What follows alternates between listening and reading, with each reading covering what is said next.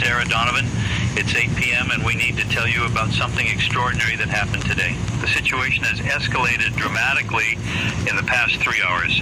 What began this morning as reports of violent attacks in several neighborhoods has evolved into what authorities are now calling a biological outbreak of unknown origin. Sarah, the military has established a perimeter around the entire city. Nothing is going in or out. David, I want to be very clear about what we know and what we don't know. At approximately 6 a.m. this morning, emergency services in Philadelphia began receiving calls about violent attacks in the Kensington neighborhood. Multiple victims, multiple attackers. Police responded and found scenes they described as, and I'm quoting directly from police radio transcripts, unlike anything we've trained for. The attackers were extremely aggressive, seemed impervious to pain, and were biting victims. Not just attacking them, David, biting them. By 8 a.m., reports were coming from 5 different neighborhoods. By 10 a.m., hospitals were overwhelmed with bite victims. By noon, the governor activated the National Guard. By 3 p.m., the Pentagon deployed active duty military. By 6 p.m., the president authorized full military lockdown of Philadelphia. By 8 p.m., the cordon was complete. 1.6 million people are now trapped inside a military quarantine zone, and we're getting reports, unconfirmed but consistent, that something is very wrong with the bite victims. The reports describe a progression. Victims are bitten. Within 30 to 90 minutes, they develop severe fever, delirium, and aggression. Within 2 to 4 hours, they experience what medical personnel are describing as clinical death. No heartbeat, no respiration, no brain activity on EEG. But then, David, and this is where it gets difficult to believe, these clinically dead patients reanimate. They get up, they attack others, they bite others, and the cycle repeats. We need to be cautious about terminology here. The word that's spreading on social media, the word that everyone is thinking but few officials are saying, is zombie, walking dead, reanimated corpses. It sounds like science fiction. It sounds impossible. But we have multiple credible sources, paramedics, doctors, National Guard troops, describing the same phenomenon. People who are medically dead by every measurable standard, standing up and attacking the living. The CDC issued a statement 2 hours ago. I'm going to read it in full because every word matters. The Centers for Disease Control and Prevention is investigating an outbreak of a novel pathogen in Philadelphia, Pennsylvania. This pathogen appears to be transmitted through bodily fluids, primarily through bites. Infected individuals demonstrate extreme aggression and altered neurological function. The pathogen has a rapid onset and high transmission rate. We are working with military and civilian authorities to contain the outbreak. Citizens in Philadelphia should shelter in place immediately, lock and barricade doors and windows, avoid contact with anyone displaying symptoms of infection, aggression, violence, attempts to bite. Do not attempt to leave the city. Military personnel have orders to prevent movement across the cordon for quarantine purposes. That last line is critical. Military personnel have orders to prevent movement across the cordon. We're receiving reports that people trying to flee Philadelphia are being turned back at gunpoint. In some cases, they're being fired upon. The military is treating this as a hard quarantine. No one leaves, regardless of circumstances. That means 1.6 million people are trapped in a city with an outbreak of something that turns people into violent, attacking, effectively undead assailants. The implications are staggering. It's 9:15 p.m. Let's talk about how this started, because understanding the origin might help understand what we're dealing with.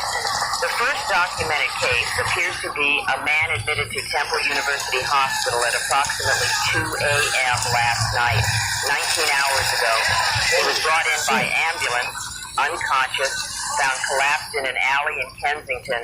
Medical records show he had severe fever, seizures, and what doctors described as unprecedented neural inflammation. He died at 4:30 a.m. His body was taken to the morgue. At 6:15 a.m., a morgue attendant was attacked by this patient who was dead, had been dead for nearly 2 hours, but was somehow mobile and violent. The morgue attendant was bitten on the arm. He was treated and released. By 8 a.m., a.m., he was symptomatic, fever, confusion, aggression. By 9:30 a.m., he was dead. By 10 a.m., he reanimated in the emergency room where he'd been treated and attacked a nurse and two other patients. The nurse was bitten. The two patients were bitten. All three became infected. The progression from one case at 6 a.m. to hundreds by noon was exponential. Each infected person attacks and infects multiple others before being stopped. The math is brutal. Exponential growth with a doubling time of roughly 2 hours. By noon, there were an estimated 200 infected individuals in Philadelphia. By 2 p.m., that number had grown to 800. By 4 p.m., over 3,000. By 6 p.m., estimates range from 10 to 15,000. By now, 9 p.m., conservative estimates place the infected population at over 50,000. That's 3% of the city's population. And the growth continues. If this isn't contained, if the exponential growth continues, the entire city could be infected within 48 hours. The military response has been massive and swift. Fort Dix in New Jersey mobilized within 2 hours. Army units from Fort Bragg were airlifted to Philadelphia. Marines from Quantico, National Guard from Pennsylvania, New Jersey, Delaware, Maryland. Within 6 hours, over 30,000 military personnel established a perimeter completely surrounding Philadelphia, a circle roughly 15 miles in diameter with the city center at its core. Checkpoints on every road, patrols between checkpoints, helicopter surveillance, the most comprehensive quarantine cordon ever established on American soil. Inside the perimeter, it's chaos. We're receiving fragmentary reports from people trapped inside, cell phone videos being uploaded before towers become overwhelmed, social media posts, calls to family members outside the city.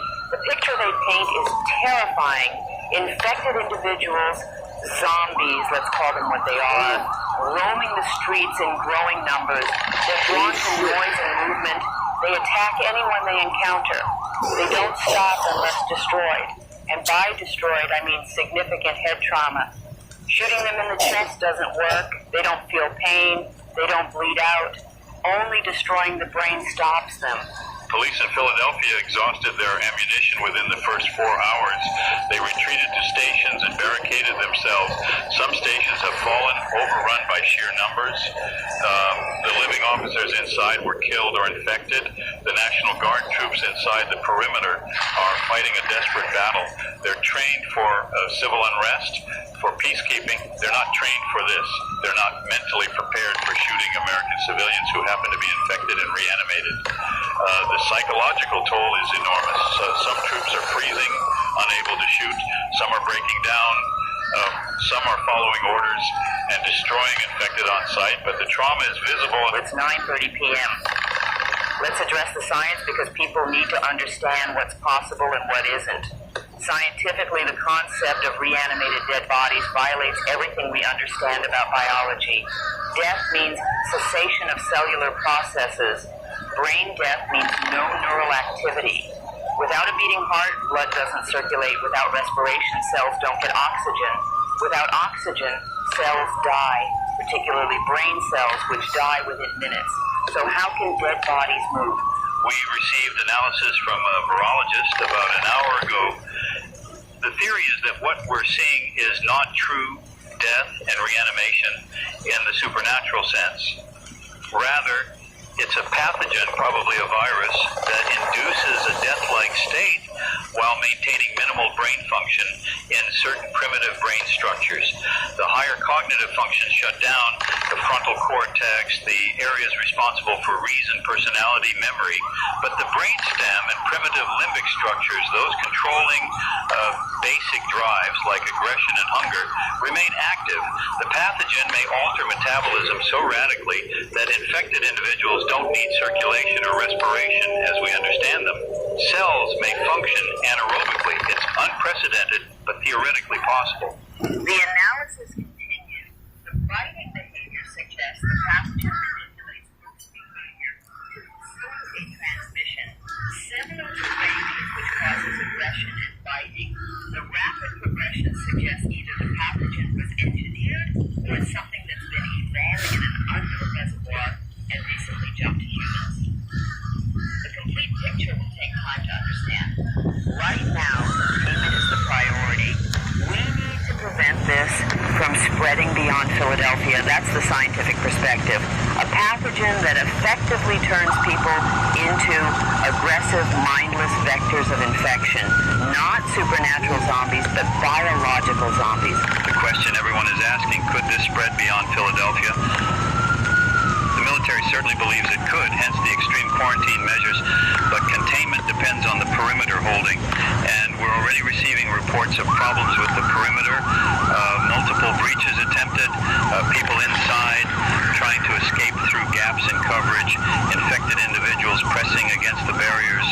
The cordon is strong but not impenetrable, and there are 1.6 million people inside who are desperate, frightened, and increasingly infected. It's 9:45 p.m. I need to read a statement from the president that was released 30 minutes ago. My fellow Americans, we face an unprecedented crisis. An outbreak of a dangerous pathogen in Philadelphia has necessitated extraordinary measures. I have authorized a military quarantine of Philadelphia to prevent spread to other populations. I understand this is frightening, particularly for those trapped inside the city. We are working around the clock to understand this pathogen and develop a response. Food, water, and medical supplies are being prepared for delivery to uninfected survivors within the city. Military personnel are instructed to protect the perimeter while also protecting innocent civilians.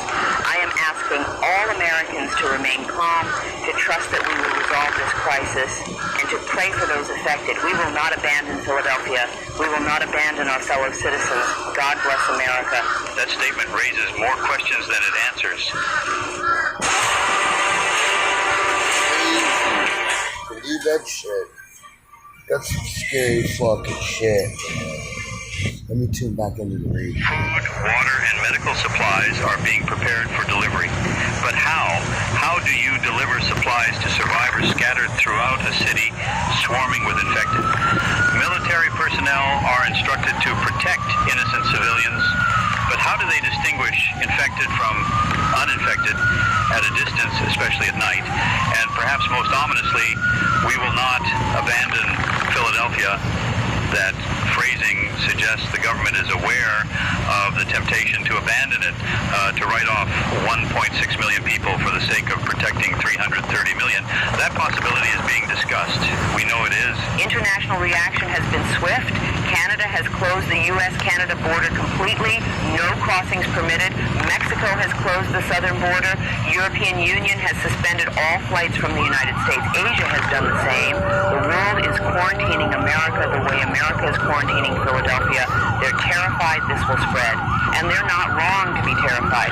If the Philadelphia outbreak isn't contained, if it reaches New York or Washington or Boston, containment becomes exponentially more difficult. If it reaches multiple cities, containment may become impossible. And it's 10 p.m. We've been on the air for an hour. Sarah, we need to discuss what's actually happening on the ground in Philadelphia because the situation is deteriorating rapidly. We're receiving reports from people trapped inside. Let me read some of the messages we've gotten. This one is from someone in Center City. I'm on the 8th floor of an apartment building on Walnut Street. I've been documenting everything from my window. The infected are everywhere, hundreds on this street alone. They're not moving fast. They stumble, they lurch, but they're persistent. They don't stop. I watched one of them walk into a wall over and over for 20 minutes until someone made a noise nearby, and it turned toward that instead. Another message from someone in the same area describes the infected in detail. They're pale. Their skin has a grayish tint. Their eyes are empty, like looking at a corpse. But they move. They're clumsy, uncoordinated, but they're mobile. Some have obvious injuries, gunshot wounds, broken limbs, but they keep moving anyway.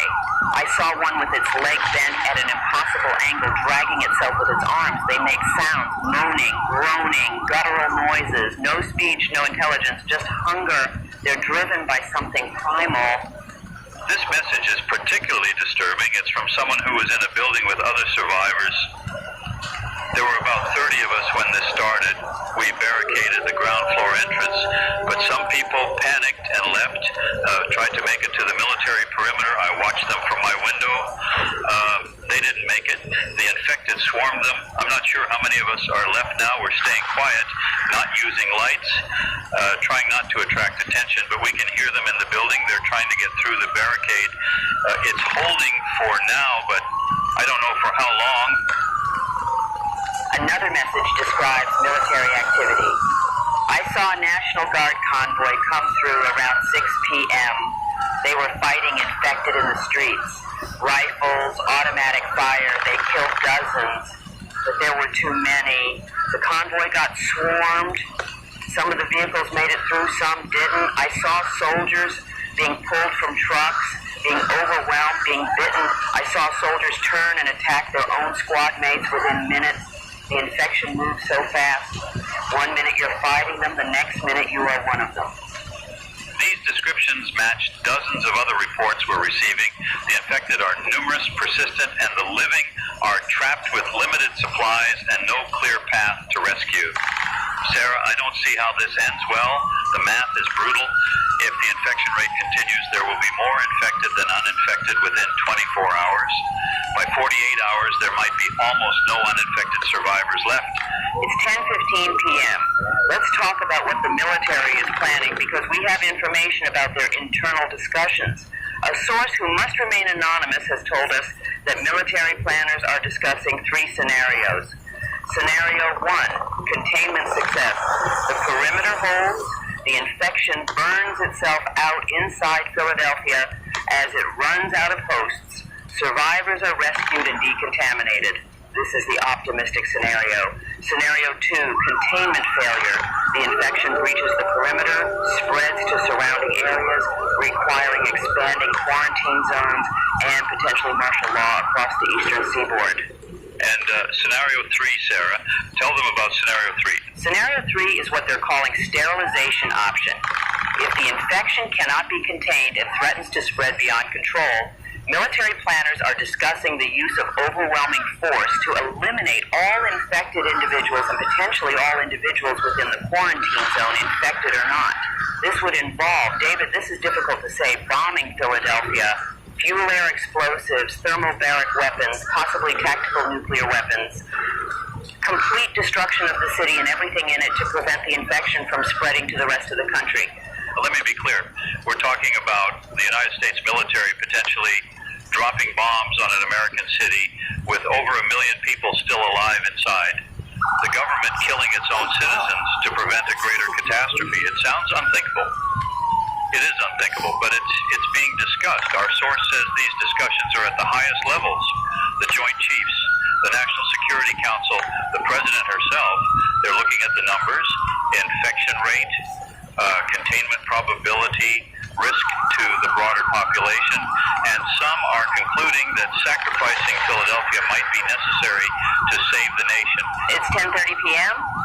We need to address what people outside Philadelphia should be doing. First, if you live within 100 miles of Philadelphia, you should prepare to evacuate. The cordon might not hold. Have a bag packed with essentials, water, food, medications, important documents, cash. Have a full tank of gas. Know your evacuation route. If the cordon breaks, if infected start spreading beyond Philadelphia, you'll have very little warning time, minutes maybe. Be ready to leave immediately. Second, secure your home. This sounds paranoid, but better paranoid than dead. Lock doors and windows. Board up ground floor windows if you can. Have weapons available, firearms if you have them, but also blunt instruments, bladed weapons, anything you can use to defend yourself. The infected can be stopped by destroying the brain. That requires head trauma, crushing, severing, massive impact, a baseball bat, a machete, a crowbar. These can work if you're forced into close quarters. Firearms are better if you can aim for the head. Third, stockpile supplies. Not panic buying, but reasonable preparation. 2 weeks of food and water, medical supplies, batteries, flashlights, radio. If the outbreak spreads, supply chains will collapse, stores will be emptied or closed. You need to be self-sufficient. Fourth, identify safe locations. Where could you go if your home becomes compromised? An upper floor of a building, a location with limited access points. Think about defensibility. You want positions that are difficult for infected to reach and easy to defend. And fifth, form community groups, talk to your neighbors, organize. If this spreads to your area, isolated individuals won't survive. Groups will. Coordinate defense, share resources, communicate plans. The infected are drawn to noise and movement, so organize groups that can move quietly and defend positions effectively will have the best chance of survival. Have a new invention idea? Davison Inventions can help. With our own 60,000. Hear that shit? Oh my. I know this all sounds extreme. I know it sounds like preparing for war. But if Philadelphia falls, if the infection spreads, that's essentially what this will be. A war for survival. It's 10:45 p.m. Let's discuss what's happening at the perimeter because the situation there is becoming critical. The military established checkpoints at every major road. Interstate 95, Route 1, Interstate 76, dozens of others. These checkpoints are manned by troops with orders to turn back anyone trying to leave Philadelphia. Initially, this was done peacefully. Soldiers explaining the quarantine, redirecting people back into the city. But as the situation inside deteriorated, as people became more desperate, the checkpoints became flashpoints. We're receiving reports of violence at multiple checkpoints, people ramming barriers with vehicles, people on foot trying to rush past soldiers. In several cases, soldiers have opened fire. The official count is 17 people killed at checkpoints trying to escape quarantine. 17 American citizens killed by American soldiers for trying to flee a city full of zombies. The moral complexity is staggering. Those soldiers are following orders designed to protect millions by containing the outbreak, but they're also shooting desperate people who are trying to save themselves and their families. There are also reports of infected reaching the perimeter. Not many yet, but some. Infected individuals drawn toward the noise and lights of the checkpoints. When they arrive, soldiers destroy them. This is unambiguous, clearly infected, clearly dangerous, clearly needing to be stopped. But it's psychologically traumatic. These soldiers are shooting what were recently their fellow Americans, what look like people, even if they're no longer people in any meaningful sense. The psychological damage to these troops will be long-lasting. At 11 checkpoints, infected individuals have appeared in sufficient numbers to threaten the positions. At checkpoint 7 on Interstate 95 North, a group of approximately 40 infected approached the position at 8 p.m. Soldiers opened fire, destroying all of them, but not before one soldier was bitten. The soldier shot himself before he turned. At checkpoint 12 on Route 1 South, over 100 infected swarmed the position at 9 p.m. The soldiers held but exhausted significant ammunition. They're calling for resupply. The perimeter is holding for now, but it's being tested. And as the number of infected inside Philadelphia grows, the pressure on the perimeter will increase. If thousands or tens of thousands of infected press against the cordon simultaneously at multiple points, the soldiers might not be able to hold. They could be overrun. And if the perimeter breaks, if infected get into the surrounding suburbs and towns, we're facing a completely different scale of crisis. Philadelphia contained is a catastrophe. Philadelphia uncontained is a potential apocalypse. It's 11 p.m. We've been on the air for 2 hours. Sarah, let's talk about the response in neighboring cities because people are terrified. In New York City, just 90 miles away, there's widespread panic. Stores are being emptied. People are evacuating. Traffic out of the city is gridlocked. It's taking 12 hours to get through the Lincoln Tunnel. The mayor has called for calm, but people aren't listening. They're terrified that what's happening in Philadelphia will happen in New York. And they're not wrong to be terrified. In Washington, D.C., the government is evacuating non-essential personnel. The president has been moved to an undisclosed secure location. Congress is in emergency session, but considering relocation. The Pentagon is operating under crisis protocols. There's serious discussion of moving the capital temporarily to a more secure location, possibly Denver, possibly somewhere even more remote. The idea that Washington, D.C. might fall to a zombie outbreak is being treated as a realistic possibility that requires contingency planning. In Baltimore, just 100 miles from Philadelphia, the mayor has imposed a curfew, everyone indoors by 10 p.m. National Guard patrolling the streets. The city is preparing for the possibility that infected could reach them. In Trenton, even closer to Philadelphia, there's near total evacuation happening. The entire city is emptying. People flooding heading south and west away from Philadelphia. The highways are packed. It's chaos. New Jersey governor issued a statement declaring a state of emergency for the entire state. Schools closed, non-essential businesses closed, residents advised to stay home unless evacuating. The Garden State Parkway and New Jersey Turnpike are being converted to one-way evacuation routes heading south and west. Gas stations along these routes are running dry. Some have already closed, unable to handle the volume. The entire state is in crisis mode. It's 11:15 p.m. Let me read an update we just received from inside Philadelphia. This is from someone in South Philadelphia. The power is flickering, and I think the grid is failing. When it goes dark, we won't be able to see them coming. We've been running our refrigerator, trying to preserve food, but if power dies, everything spoils. We have maybe 4 days of non-perishable food. After that, we'll have to venture out to find more. And going outside is suicide. We can hear them everywhere, moaning, shuffling, scratching at doors. They know we're in here. They can sense us somehow. It's only a matter of time. Another message from someone in North Philadelphia. I tried to reach my parents in Germantown. Phone lines are down. Cell networks are overwhelmed. I haven't been able to contact them in 3 hours. I don't know if they're alive, infected, or dead. The not knowing is almost worse than knowing would be. I'm going crazy with worry. But I can't go to them. It's 5 miles through a city full of infected. I'd never make it. I'm trapped here while my family might be dying. This is hell.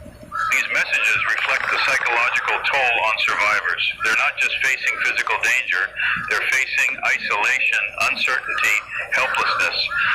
They're watching their city fall apart. They're losing contact with loved ones. They're running out of supplies with no way to resupply. They're living in constant fear. The trauma will be profound and lasting, assuming any of them survive long enough to experience long-term trauma. It's 11:30 p.m. David, we need to discuss the failure of the hospitals because that's where the crisis accelerated beyond control. Hospitals in Philadelphia were the epicenters of spread. Think about it. Infected individuals were brought to hospitals for treatment. They died in hospitals. They reanimated in hospitals. Hospitals are crowded with vulnerable people, the sick, the elderly, the injured.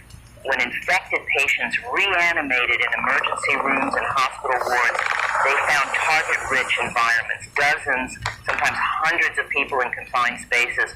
Pennsylvania Hospital, one of the largest in Philadelphia, fell by 1 p.m. The entire facility overrun.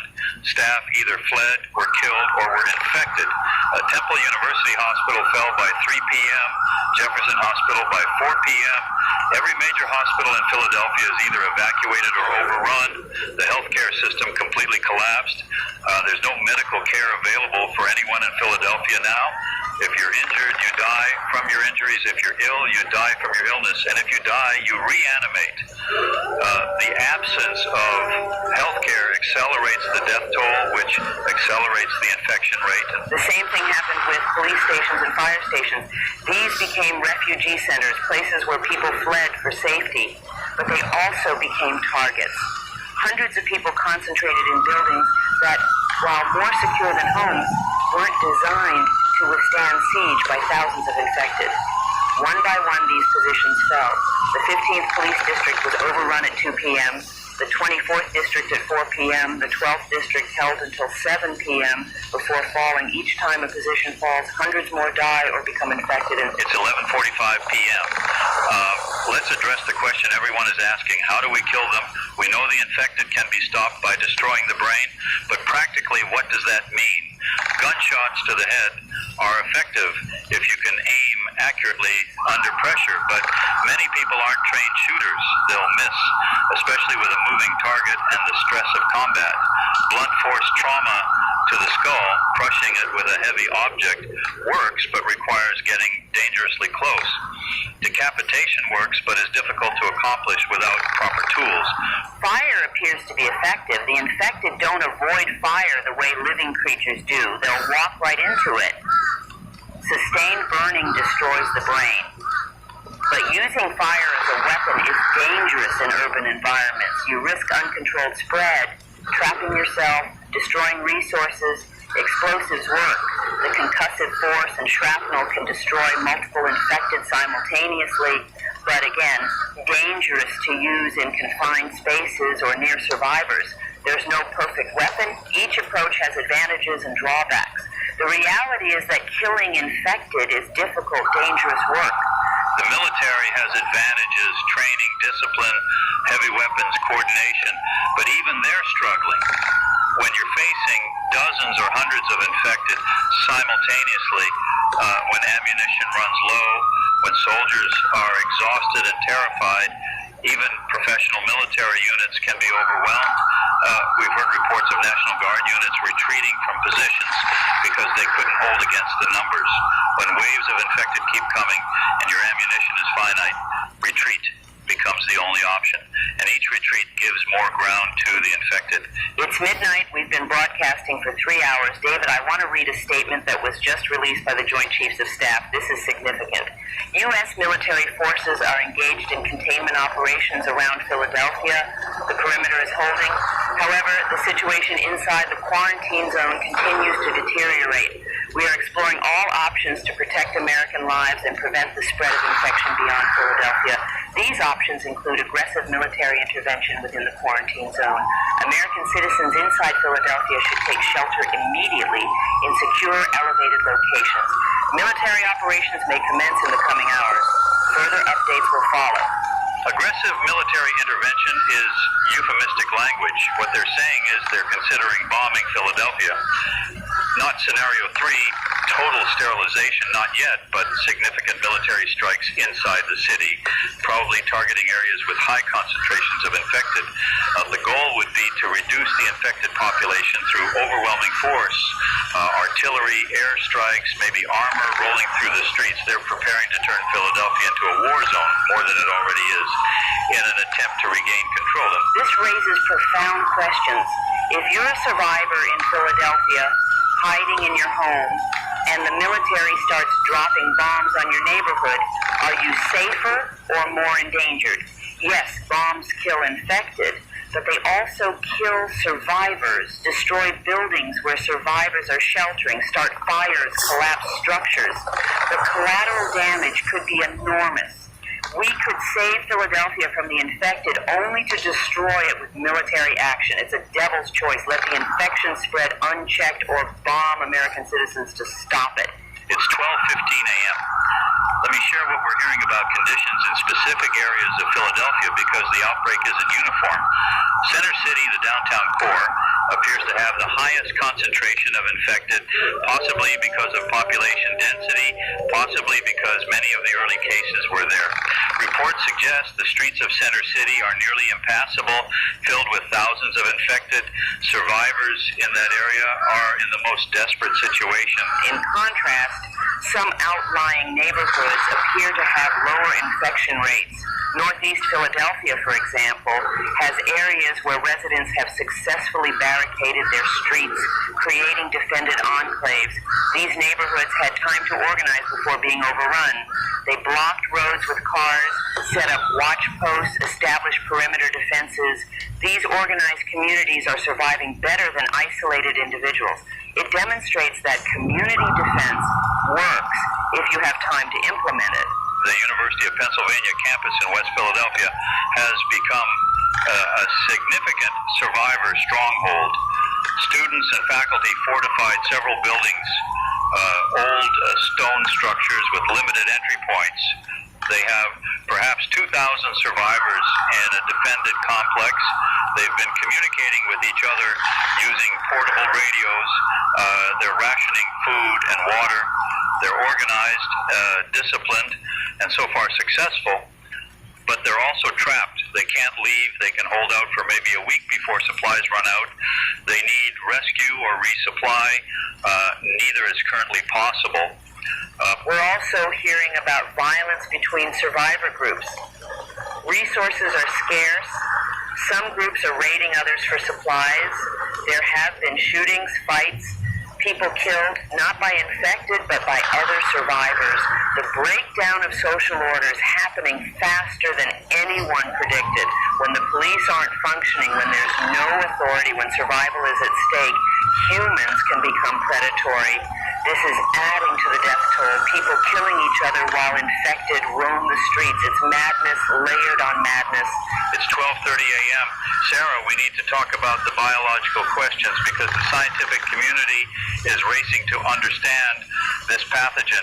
Initial samples have been flown out of Philadelphia to biosafety labs around the country, the CDC in Atlanta, USAMRIID at Fort Detrick, university labs with appropriate containment. Scientists are working around the clock to identify the pathogen, understand its biology, and hopefully develop countermeasures. But this takes time. The analysis can't be rushed without compromising safety and accuracy. Early reports suggest this is a virus, not a bacterium or prion. It's RNA-based, which means it mutates rapidly. It appears to target the central nervous system preferentially, crossing the blood-brain barrier and causing massive neural inflammation. The inflammation is so severe it causes what appears to be death, cessation of measurable brain activity, heart function, respiration. But certain primitive brain structures survive, reactivated by the virus for its own purposes. The virus essentially hijacks the brainstem to create a mobile vector for transmission. The transmission mechanism is clearly through bodily fluids, especially saliva. Bite wounds are the primary transmission vector, but it's possible that other forms of fluid contact, open wounds, blood splatter on mucous membranes, could also transmit the infection. This means anyone fighting infected is at risk, even if they avoid bites. A drop of infected blood in the eye or mouth could be enough. Healthcare workers, soldiers, anyone in contact with infected or dead bodies, they're all at high risk. The incubation period from bite to reanimation is worryingly fast, 2 to 4 hours average, with some cases as quick as 30 minutes. This rapid progression means infected individuals can't be quarantined effectively once bitten. They turn too quickly. By the time symptoms develop, it's too late. The only option is immediate execution of bite victims, which is morally devastating but practically necessary. We're hearing reports of people killing family members immediately after they're bitten because they know what comes next. The psychological trauma of that is unimaginable. Scientists are looking for weaknesses.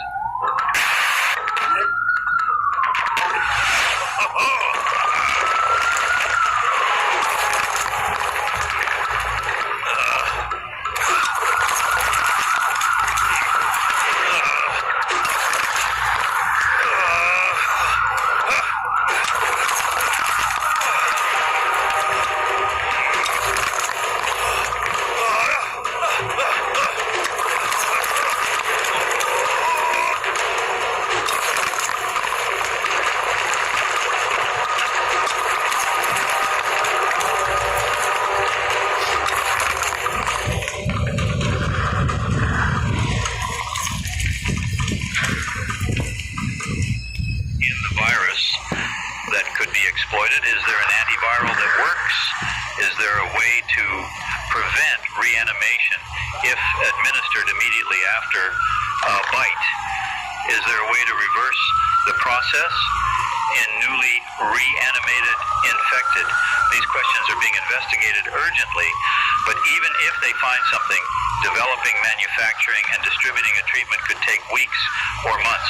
Philadelphia doesn't have weeks or months. Philadelphia has hours or days at most before it's completely overrun. It's 12:45 a.m. David, I want to read a message we just received that's heartbreaking but important. It's from a father in Philadelphia with 2 young children. My wife was bitten 4 hours ago trying to get supplies. She's dead now. She's one of them. I locked her in the bedroom. I can hear her scratching at the door. My kids are asking where Mommy is. What do I tell them? How do I explain that Mommy died and came back wrong? And what do I do when we run out of food? I can't take my kids outside. We die within minutes. But we'll starve. Fuck is everybody's partying downstairs? That's just fucking crazy. Hold on. Oh. Parents trying to protect children. Wow.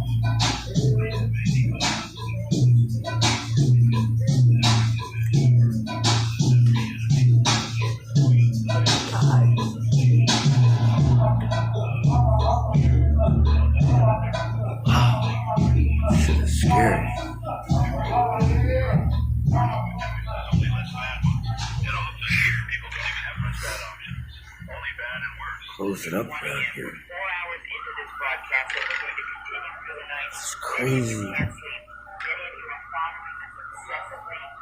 Oh, man. What to do?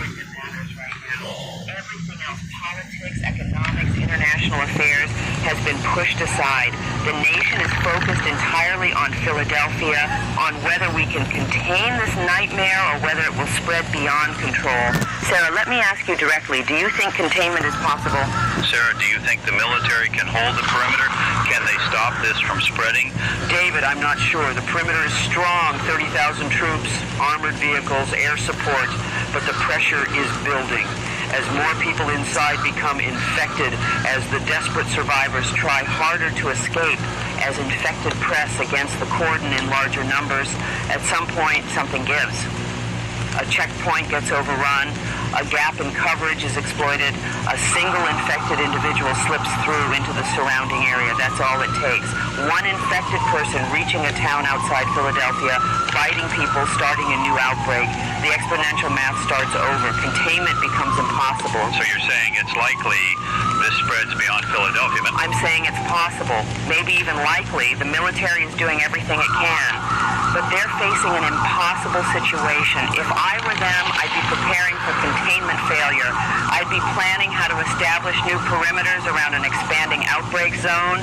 I'd be looking at where to make stands, geographic barriers, defensible positions. The Delaware River might become a defensive line, the Hudson River, mountain ranges, interstate highways converted into fortified barriers.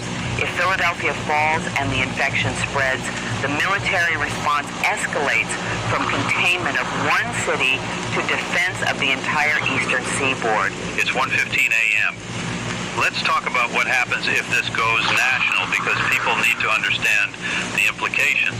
Right now we have one outbreak city, terrible, tragic, but contained to approximately 15 square miles. If it spreads to New York, we're talking about the largest city in America, 8 million people in a densely packed area.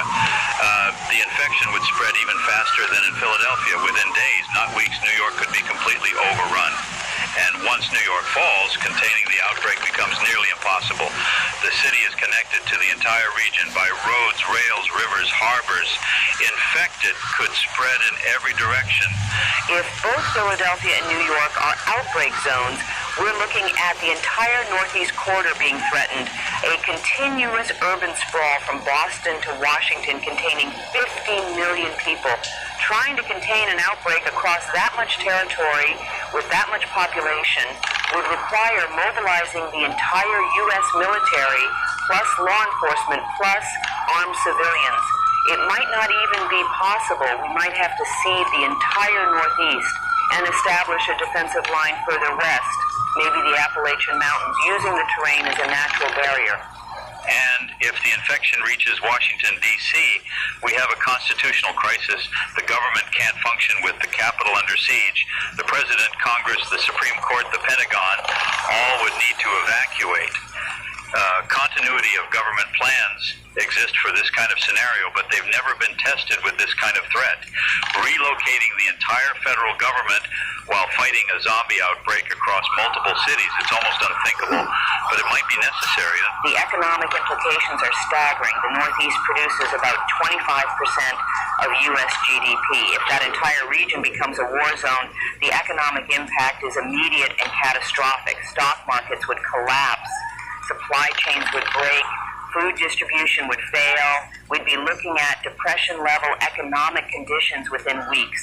And that's if the outbreak doesn't spread further. If it reaches Chicago, Los Angeles, other major economic centers, we're talking about the collapse of the national economy. It's 1:30 a.m. I want to read an update from the Pentagon that was just released. This is critical.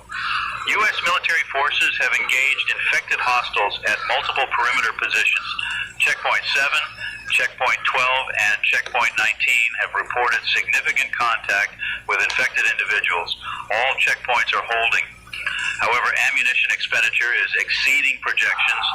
Resupply operations are underway. Military planners are refining contingency protocols for perimeter breach scenarios. Citizens within 200 miles of Philadelphia should monitor local emergency broadcasts for potential evacuation orders. That last line is new and significant. They're telling people 200 miles away to prepare for evacuation.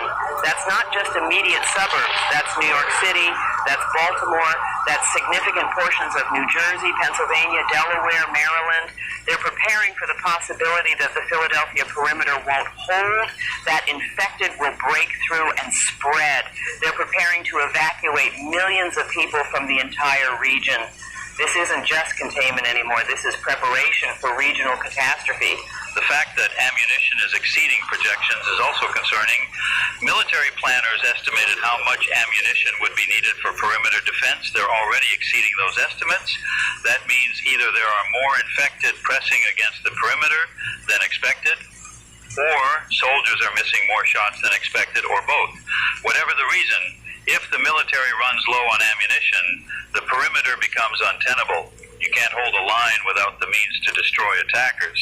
It's 1:45 a.m. Let me share what we're hearing about aerial surveillance, because helicopters and drones are providing overhead views of Philadelphia. The footage is not being released publicly. It's classified as military intelligence, but we have sources who've seen it. They describe Center City as nearly completely overrun. Streets filled with infected, thousands of them, moving in slow-moving masses. They're not organized. There's no intelligence directing them, but they move towards stimulus, noise, movement, light.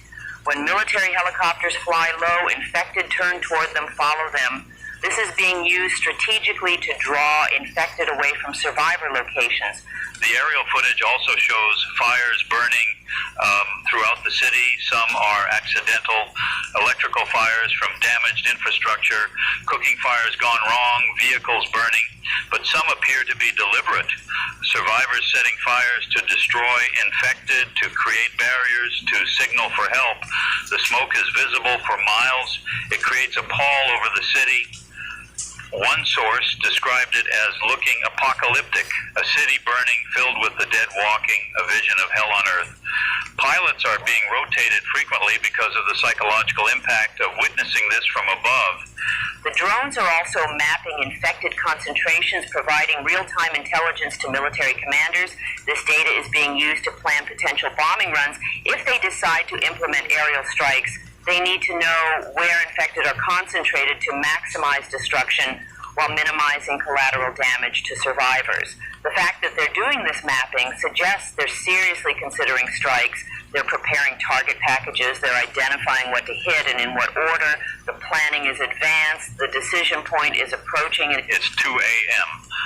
We're 5 hours into this broadcast. Sarah, I think we need to address what individuals should be doing right now, whether they're near Philadelphia or across the country, because this might spread. It might come to your city. You need to be prepared. First, if you're within 200 miles of Philadelphia, have an evacuation plan ready, know where you'll go, know your route, have vehicles fueled, have bags packed. Be ready to leave within 30 minutes of an evacuation order. Don't wait for permission. If you see signs of outbreak approaching, leave immediately. Second, wherever you are, start preparing your home for potential lockdown. Stock at least 2 weeks of food and water. Board windows if possible. Reinforce doors. Establish a safe room on an upper floor with limited access. Have weapons ready. This isn't paranoia. This is prudent preparation for a scenario that has already happened in one city and might happen in others. The difference between survivors and victims in Philadelphia was often just whether they had time to prepare. Give yourself that advantage. Third, organize with neighbors. Form neighborhood watch groups. Share contact information. Plan coordinated defense. If infected appear in your area, isolated homes will fall one by one. Connected groups of homes with overlapping fields of fire, with coordinated watch schedules, with shared resources, these have a chance. Talk to your neighbors now. Yes, it's uncomfortable. Yes, they might think you're crazy, but if they're watching the news from Philadelphia, they'll understand. They're scared to channel that fear into preparation. Fourth, understand the nature of the threat. Infected are slow but persistent. They're drawn to noise and movement. They can be stopped by destroying the brain. They don't feel pain, don't fear, don't tire. They will pursue prey relentlessly. Your strategy should be avoidance first, defense second, stay quiet, stay hidden, don't attract attention. If forced to fight, fight smart. Use weapons with reach, strike for the head, don't let them close distance. In close quarters, you lose. Keep distance and use that distance to your advantage. And fifth, maintain psychological resilience. This is terrifying. Watching news from Philadelphia, imagining it happening where you live, contemplating fighting zombies, it's overwhelming. But panic kills, fear clouds judgment. Stay calm. Focus on concrete actions. Make lists. Complete tasks. Keep yourself occupied with preparation. That reduces anxiety and increases survival odds. Talk to family, maintain relationships, support each other emotionally. The psychological challenge of this crisis is as significant as the physical challenge. It's 2:15 a.m. David, we're receiving reports of a major development at the perimeter. Checkpoint 7 on Interstate 95 northbound is under heavy assault. The message we received says hundreds of infected are converging on the position. Soldiers are engaging with everything they have. Rifles, machine guns, grenades. They're holding, but the situation is critical. Ammunition is running low. They're calling for immediate resupply and reinforcement. This might be the first real test of whether the perimeter can hold against a massed attack. Checkpoint 7 is strategically important. It's on the main highway connecting Philadelphia to New York. If that checkpoint falls, infected could follow the highway north toward Trenton and beyond. It's also a position visible to civilians on both sides. Survivors in Philadelphia can see it, and people outside the perimeter can see it. If civilians witness a checkpoint being overrun, panic will intensify, people will flee, highways will become parking lots, chaos spreads, the military knows this. They'll throw everything at defending Checkpoint 7. They can't afford to lose it. We're hearing that Apache attack helicopters are being diverted to Checkpoint 7. These are equipped with chain guns and missiles. They can devastate infantry, or in this case, masses of infected. The hope is that aerial support can stop the attack before it overwhelms the ground troops. But using attack helicopters this close to the perimeter is risky. Stray rounds could hit civilian areas. Missiles could cause collateral damage. But the alternative, losing the checkpoint, is worse. They're accepting the risk. It's 2:30 a.m. We just received an update on Checkpoint 7. The helicopters arrived and engaged. Estimates are that they destroyed over 200 infected with chain gun fire. The mass attack broke apart, infected, scattered. The checkpoint is secure for now. No soldiers were lost, though several were injured in close quarters fighting before the helicopters arrived. Ammunition resupply has reached the position. They're reinforcing the defenses, preparing for potential follow-up attacks. This was a close call, very close. But this confirms our worst fears. Infected are reaching the perimeter in large numbers. They're testing the defenses. They found a checkpoint and attacked it en masse. This will happen again at other checkpoints, at multiple checkpoints simultaneously. The military can respond to one crisis at a time, but if they face 5 simultaneous crises, if 10 checkpoints are under attack at once, they won't be able to hold everywhere. Gaps will open, infected will break through, the perimeter will fail. It's 2:45 a.m. This fall, thousands of homeowners in Ohio are switching from gas to a heat pump system. Here's why. These new all-electric... Let me read a message that just came in from someone claiming to be a National Guard soldier at Checkpoint 12. I can't verify this is legitimate, but the details are consistent with other reports. We're exhausted. We've been on duty for 16 hours. We've killed dozens of those things tonight. Every time you shoot one, you see the face of someone who was human yesterday, a mother, a teenager, an elderly man. They're wearing normal clothes, business suits, jeans, uniforms. They were people. Now they're monsters, but they still look like people. I'm starting to see them in my mind when I close my eyes. I don't know how much longer I can do this. That psychological dimension cannot be understated. These soldiers are not fighting a foreign enemy. They're fighting their own countrymen who've been infected by a horrific disease. Every trigger pull is a moral weight. Every kill is technically killing an American citizen. The rules of engagement are clear. Destroy all infected without hesitation. But human psychology doesn't work that cleanly. Guilt, horror, trauma. These accumulate with each kill. Some soldiers will break under this pressure. We're hearing reports of soldiers refusing to fire, soldiers breaking down in tears, soldiers going catatonic from the stress. The military is trying to provide psychological support, chaplains, counselors, peer support, but resources are limited, and the situation is ongoing. You can't properly treat PTSD while the traumatic event is still happening. These soldiers need rest, therapy, time to process. They're getting none of that. They're staying on the line because they must. Because if they don't, the perimeter fails and millions die. So they swallow their trauma, stuff it down, keep functioning. But the psychological cost is enormous. These soldiers will carry this for the rest of their lives. It's 3 a.m.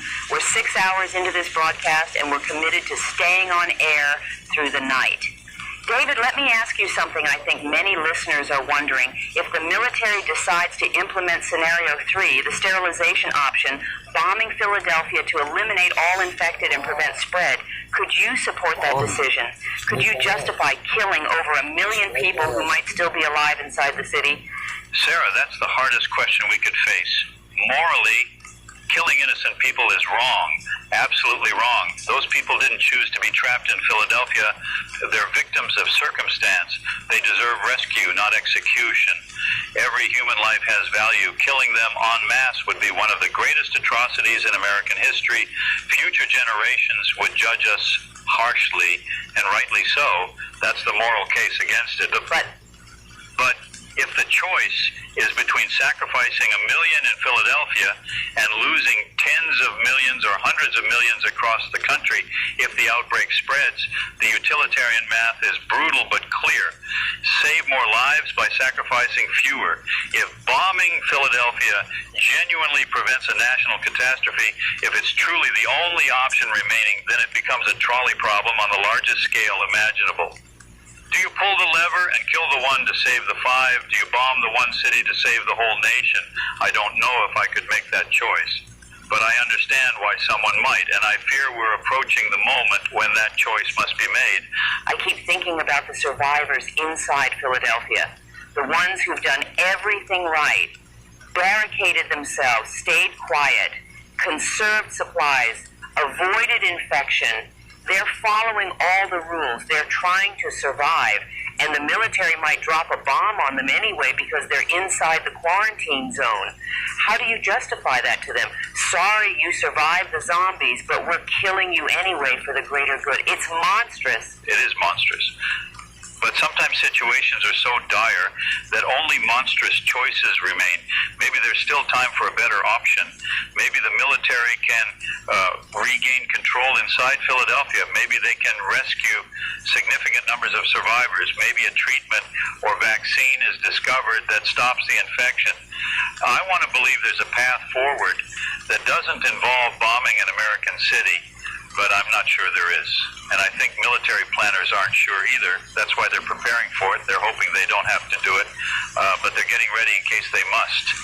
It's 3:15 a.m. David, I need to share something that was just reported. There's been a breach. Checkpoint 19 on Route 13 South has been breached.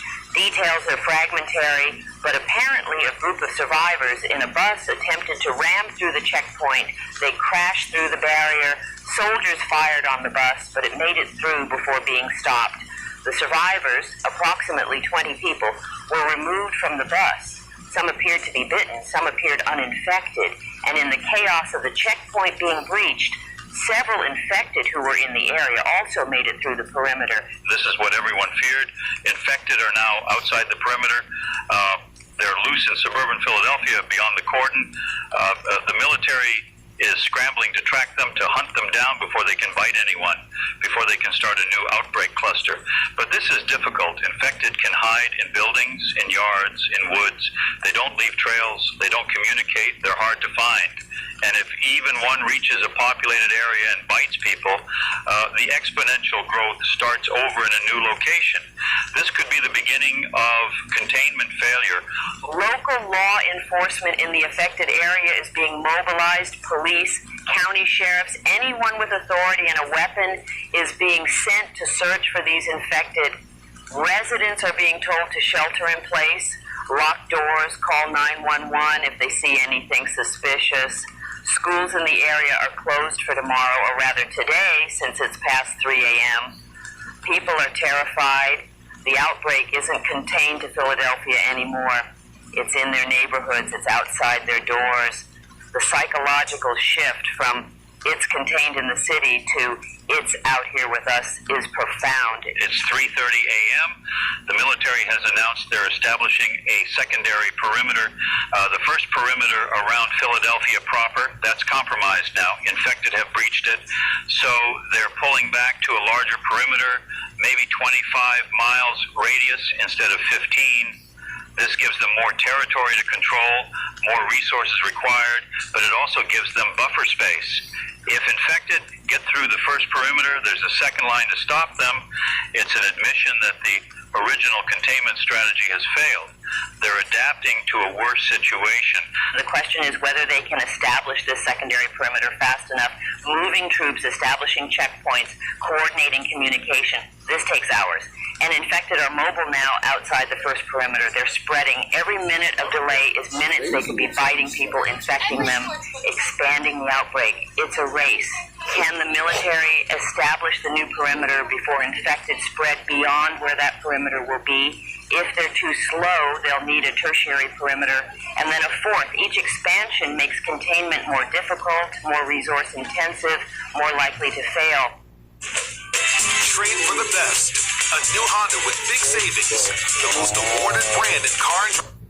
We're also hearing that civilians outside Philadelphia are taking matters into their own hands. Armed vigilante groups are forming, people with guns patrolling their neighborhoods, stopping cars, questioning anyone who looks suspicious. This is dangerous. These aren't trained law enforcement. They're scared people with weapons making life or death decisions about their neighbors. We've already heard reports of someone being shot because they looked infected and they were actually just injured and disoriented, but someone decided they were a threat and shot them. This vigilante violence will escalate if the situation deteriorates. It's 3:45 a.m. I want to read a statement from the governor of Pennsylvania that was just released. I am declaring martial law in all counties within 50 miles of Philadelphia. State and local law enforcement will coordinate with military forces. A curfew is in effect. All residents must be indoors from 8 p.m. to 6 a.m. Anyone violating curfew will be detained. Anyone displaying signs of infection will be isolated. We are in a state of emergency unlike any in our history. I am asking all Pennsylvanians to remain calm, follow instructions, and support our emergency services. We will get through this if we work together. Martial law in Pennsylvania, in the United States of America. The military now has authority over civilian life. Constitutional rights are suspended.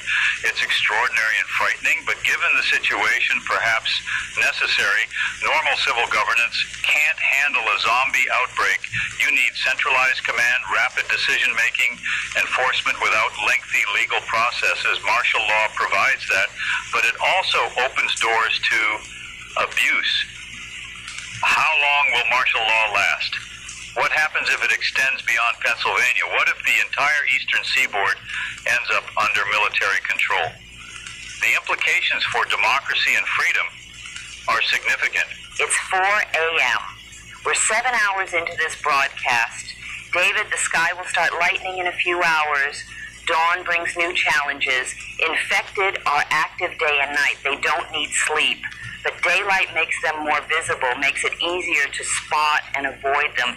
It also makes military operations easier, better visibility for shooting, for aerial surveillance, for coordination. The question is what the morning will reveal, how much of Philadelphia is overrun, how many survivors remain, how far have infected spread beyond the perimeter. Dawn will answer these questions. We're approaching a critical juncture. The outbreak began roughly 22 hours ago. In that time, it's consumed a major American city, infected tens of thousands, killed thousands more, and breached military containment. The exponential growth is devastating. If this continues for another 24 hours, we're looking at over 100,000 infected, possibly more. If it continues for a week, the entire region could fall. Time is not on our side. Every hour that passes without effective containment makes the situation worse. The question is whether daylight changes anything. Does the military have plans to implement at first light? Aggressive operations inside Philadelphia, mass casualty operations, rescue missions for survivor strongholds. We know they're planning something. Forces are being staged, briefings are happening, orders are being prepared. Something significant is coming with dawn. Whether it's enough to turn the tide or just a desperate last effort before total collapse, we'll find out in a few hours. It's 4:15 a.m. Let me share what we know about the international situation because the world is watching this with horror. The United Nations Security Council held an emergency session. Multiple nations have offered assistance, military forces, medical teams, supplies. The U.S. has declined most offers, stating that American forces will handle the situation, but that's pride talking. If the situation continues to deteriorate, the U.S. might need international help. NATO allies could provide reinforcements. Other nations could share whatever knowledge they have about biological outbreaks, quarantine procedures, anything relevant. Some nations are preparing for the possibility that this pathogen could reach them. If containment fails in America, if the outbreak goes national, infected could potentially reach other countries through ships, planes, even swimming across narrow straits. Nations are closing borders, suspending travel, implementing their own quarantine protocols. Japan has activated their self-defense forces for domestic security. The UK has mobilized reserves. Everyone is terrified that this will become a global pandemic, not just an American crisis. The economic markets worldwide are in free fall. Asian markets that opened a few hours ago crashed immediately, 10-15% drops before trading was halted. European markets will open soon, and similar crashes are expected. The American market doesn't open until 9:30 a.m. Eastern, but futures trading suggests it will be catastrophic when it does. Investors are fleeing to safe assets, gold, treasury bonds, anything that seems stable when the world is falling apart. The financial system is experiencing shock that rivals the Great Depression or 2008 financial crisis. It's 4:30 a.m. We're receiving word that the military is preparing a major operation at first light. The code name is Hammer Strike. Details are classified, but from what we're hearing, it involves multiple mechanized infantry units entering Philadelphia with orders to engage and destroy infected on sight. Armored vehicles, tanks, APCS rolling through the streets, clearing area by area, artillery support from positions outside the city, aerial support from helicopters and possibly fixed-wing aircraft. It's an all-out assault on the infected population inside Philadelphia. The goal appears to be reducing infected numbers dramatically before they completely overrun the city. If the military can kill thousands of infected quickly, it might slow the exponential growth enough to allow rescue of survivors. But this operation is extraordinarily dangerous. Tanks and APCS can be stopped if enough infected swarm them. Streets can be blocked. Vehicles can be disabled. If a military column gets bogged down in the city surrounded by thousands of infected, the soldiers inside those vehicles become trapped. They could be overrun, just like the National Guard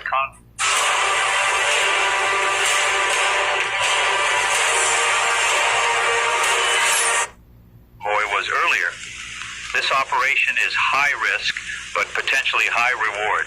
We're also hearing that Special Operations Forces will be conducting targeted raids on survivor locations. The goal is to extract as many survivors as possible before Hammer Strike commences. University of Pennsylvania campus is one target, 2,000 survivors in a relatively defensible position. Several high-rise buildings in Center City where survivors are trapped. The downtown police headquarters, which reportedly still has officers holding out. These extractions will happen fast. Helicopters landing on rooftops, survivors being pulled out, helicopters departing within minutes. It's the only way to rescue people from a city swarming with infected. It's 4:45 a.m. The sun will rise in approximately an hour. This will be one of the most significant mornings in American history.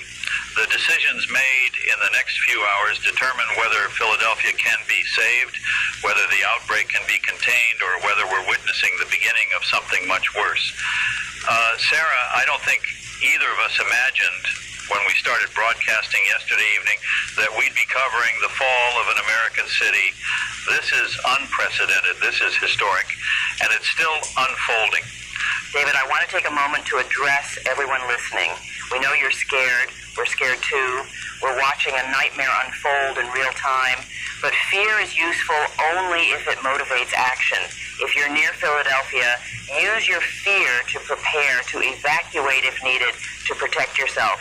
If you're far from Philadelphia, use your fear to understand that this could happen anywhere, that preparation is prudent. Don't let fear paralyze you. Channel it into productive action. That's how we survive, not by avoiding fear, but by using it wisely. It's 5 a.m. We're 8 hours into continuous broadcasting. Sarah, I need to share some devastating news that just came through. The breach at Checkpoint 19 was worse than initially reported. Much worse. Those infected that escaped the perimeter, we thought it was maybe 3 or 4 individuals. New reports indicate it was closer to 20, and they've had 3 hours to spread into the surrounding communities.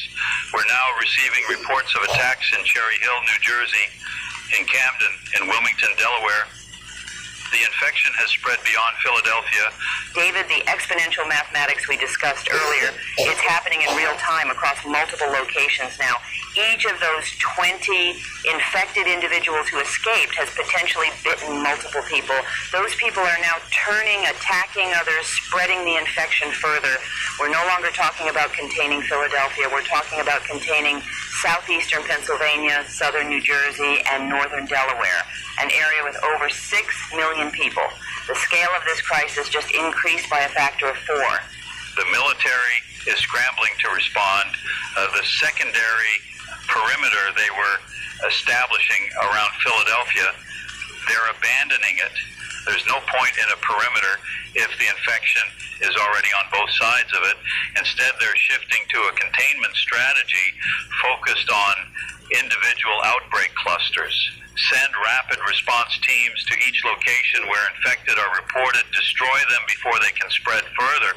But Sarah, this is like trying to put out 100 fires simultaneously with a single fire truck. They don't have the resources. At 5:15 a.m., we're receiving reports of attacks in 6 different locations outside Philadelphia. Cherry Hill, at least 15 infected individuals spotted, multiple people bitten. Camden, a group of infected attacked a police station, 3 officers dead, 2 infected. Wilmington, infected individuals entered a residential neighborhood, 4 confirmed attacks. Trenton, 2 infected killed by armed civilians, but not before biting a child.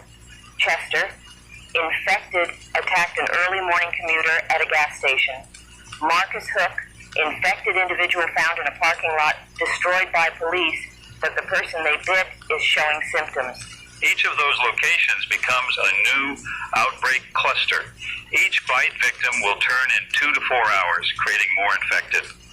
By 8 a.m., those 6 clusters could become 30. By noon, perhaps 150. By evening, we could have 1,000 separate outbreak locations across a 3-state area. The military can't respond to 1,000 locations simultaneously. Local law enforcement is already overwhelmed. We're watching containment collapse in real time. It's 5:30 a.m. The governor of New Jersey just declared a state of emergency for the entire state. Martial law is in effect immediately. All residents are ordered to shelter in place. Schools are closed. Businesses are closed. Highways are being converted to military use only. The New Jersey National Guard is fully activated. Every available soldier is being deployed. The governor's statement was brief and grim. We face an existential threat. Follow all instructions from military and law enforcement. Remain in your homes. Lock your doors. God help us all. Delaware has done the same. Pennsylvania extended martial law statewide, not just the counties near Philadelphia. 3 states are now under military control. Millions of people are being told to stay in their homes while an infection that turns people into zombies spreads through their communities. Sarah, people won't stay home. They're terrified. They're going to flee. And when millions of people flood the highways trying to escape, they'll carry the infection with them to wherever they're going. That's already happening. Traffic cameras on Interstate 95 southbound show gridlock extending for 50 miles. People evacuating south toward Baltimore and Washington. Interstate 78 westbound toward Pennsylvania completely jammed. Garden State Parkway, parking lot in both directions. People are abandoning vehicles and walking. They're carrying whatever they can. Children, elderly, pets, belongings. It's a mass exodus. And some of those people in that traffic are probably already infected, just not showing symptoms yet. They're spreading the infection along the highways. It's 5:45 a.m. I need to read an emergency bulletin from the CDC that was just issued. The outbreak initially contained to Philadelphia has spread to multiple locations across Pennsylvania, New Jersey, and Delaware. The pathogen is highly contagious and has a rapid onset. Anyone bitten must be isolated immediately. Symptoms include fever, aggression, and... Hey, I'm making this video for anyone who needs to hear it. If you've ever experienced inappropriate touching, grooming, or sexual abuse connected to the Mormon or LDS Church, even if it was years ago, please listen for a second. A lot of people don't know this, but over $1 billion has already been paid out in settlements for claims of sexual abuse involving the LDS Church. And many survivors still have the right to file a claim today. You don't have to wonder if your experience counts. If something happened to you, even unwanted touching, you can share your story safely in a quick, private form that takes less than a minute. After you submit it, a professional claims agent will call you, review your situation, and see if you may qualify for financial compensation. And here's the part I love. It's no win, no fee. So you don't pay anything unless they successfully win your case, and they always aim for the maximum settlement for you. If this happened to you or someone you care about, you do not have to carry it alone anymore. Nice. Altered mental state appearing within 30 to 90 minutes of exposure. Infected individuals will expire within 4 hours and reanimate shortly after.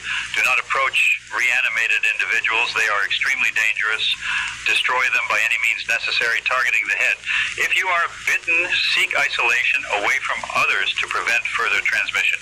We are working on treatment protocols but have no cure at this time. Shelter in place.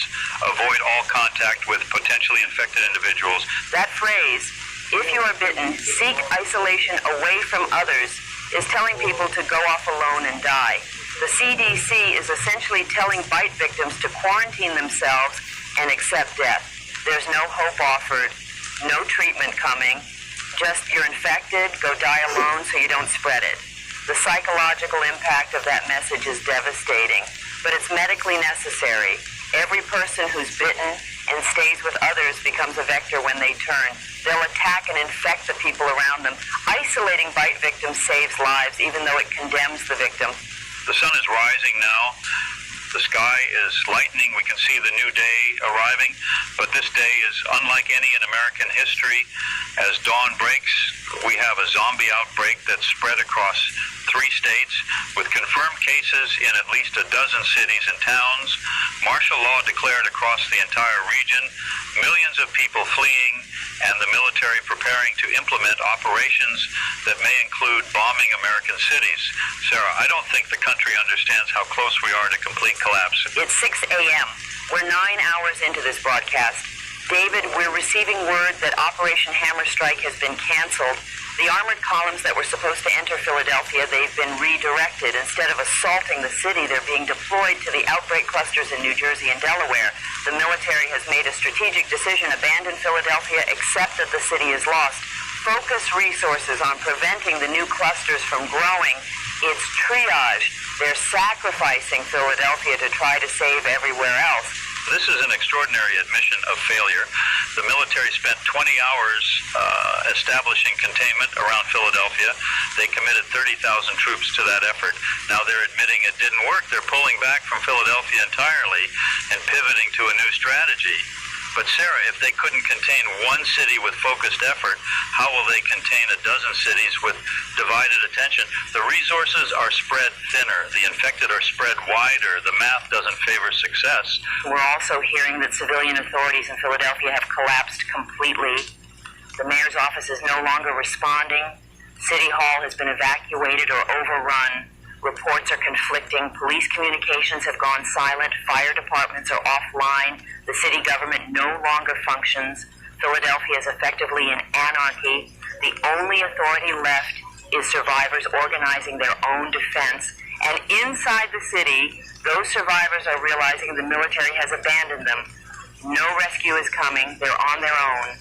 Messages we're receiving from inside Philadelphia reflect this realization. Here's one from Center City. We heard the military was coming at dawn. We've been watching for them. Nothing. No soldiers, no helicopters, no one. We're still here, still surrounded, still running out of supplies. We're not being rescued, are we? They've written us off. We're going to die here. Another message. I can see smoke from fires all over the city. I can hear distant gunfire, sometimes screams. The infected are everywhere below us. We're on the 9th floor, but they're in the building. They're climbing the stairs. It's only a matter of time. Another. My father is military. He told me last night that if things got bad enough, they'd consider bombing the city. I didn't believe him. Now I do. I think that's what's coming. They're going to kill everyone here, infected and survivors alike, to stop the spread.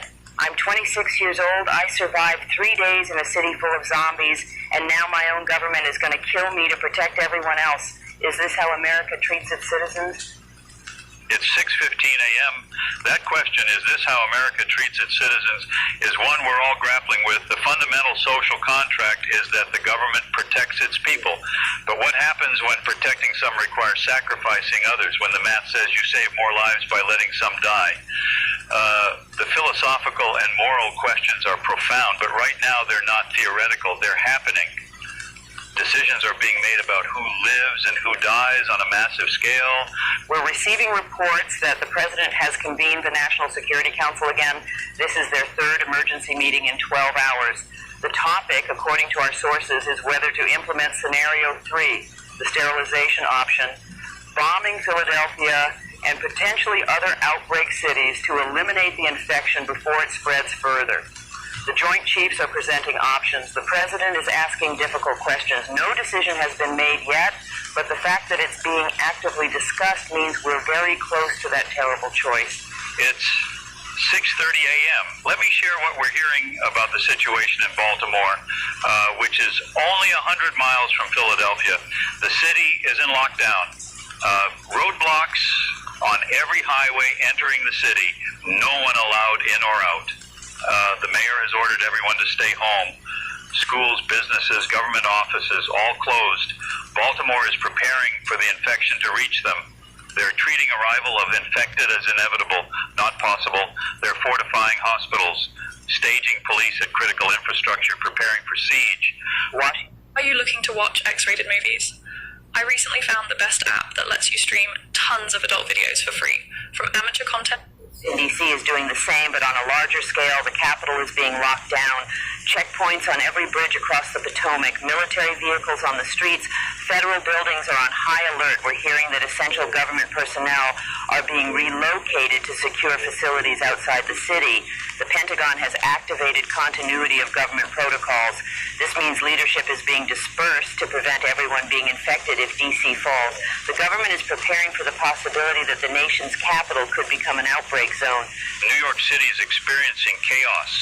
The mayor ordered a lockdown, but it's not being enforced effectively. 8 million people can't be locked down easily. People are flooding out of the city. Bridges and tunnels are overwhelmed with traffic. Some tunnels have been closed by authorities to control the flow, which has created panic. People are abandoning cars in the tunnels and walking. Police are overwhelmed. There have been riots in several neighborhoods. Stores are being looted. It's societal breakdown triggered by fear, even though there are no confirmed infected in New York yet. It's 6:45 a.m. David, we need to discuss what's happening with the broader economy because The effects are cascading. Stock markets opened in Europe a few hours ago and immediately crashed. 20% drops before trading was suspended. Asian markets, which opened overnight, saw similar collapses. Currencies are in free fall. The dollar has lost 25% of its value against other currencies in 12 hours. Gold prices have tripled. Oil prices have collapsed. Who needs oil if civilization is ending? The global financial system is experiencing shock that exceeds anything in recorded history. American markets open in 3 hours.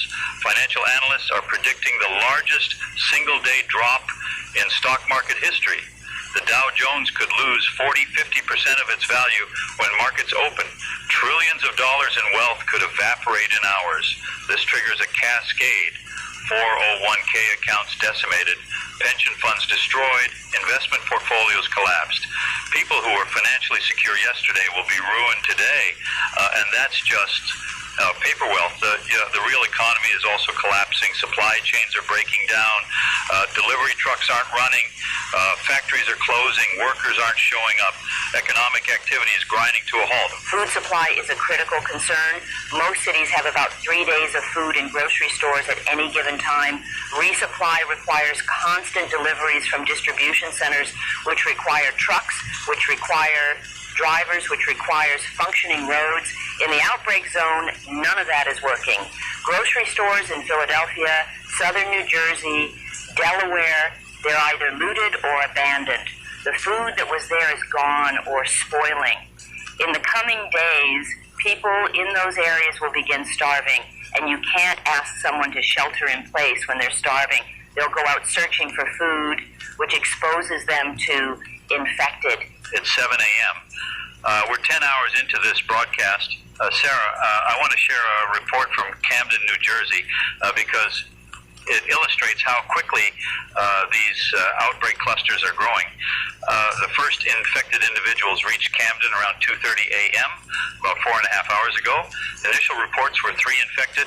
By 3 a.m., police had responded and destroyed those 3, but discovered they'd bitten 7 people. Those 7 were isolated, but not killed. This was before the CDC message telling people to destroy bite victims. By 4:30 a.m., those 7 had died and reanimated. They attacked the police officers, guarding them, biting 4 officers. Those 4 officers are now dead and reanimated. We now have 11 infected in Camden, and they've spread into the community. The Camden Police Department is reporting that they've lost contact with multiple patrol units. Officers responding to calls are not coming back. The assumption is they've been killed or infected. The department is pulling all remaining officers back to the station and fortifying the building. They're essentially surrendering the city to the infected. With no police presence, civilians are on their own. Some are barricading homes. Some are fleeing. Some are forming armed groups to defend their neighborhoods. Camden is falling apart just as Philadelphia did, but on an accelerated timeline because people now know what's happening. Similar reports from Cherry Hill, from Wilmington, from Chester. Each outbreak cluster is following the same pattern. Initial infected arrive, attack, and bite people. Those people turn and spread the infection further. Local authorities are overwhelmed, and societal structure collapses. The timeline from first infected to total collapse is getting shorter. Philadelphia took about 12 hours. These smaller cities are collapsing in 4 to 6 hours. People know what's happening. They're panicking faster. That accelerates the breakdown. It's 7:15 a.m. We're receiving word that the infection has reached Trenton, the capital of New Jersey. The governor was evacuated an hour ago to an undisclosed secure location. The state government is no longer operating from Trenton. They're running the state remotely from wherever the governor and key staff have relocated. This is the second state capital to fall. Harrisburg, Pennsylvania's capital, reported infected individuals 45 minutes ago. State governments are evacuating their own capitals.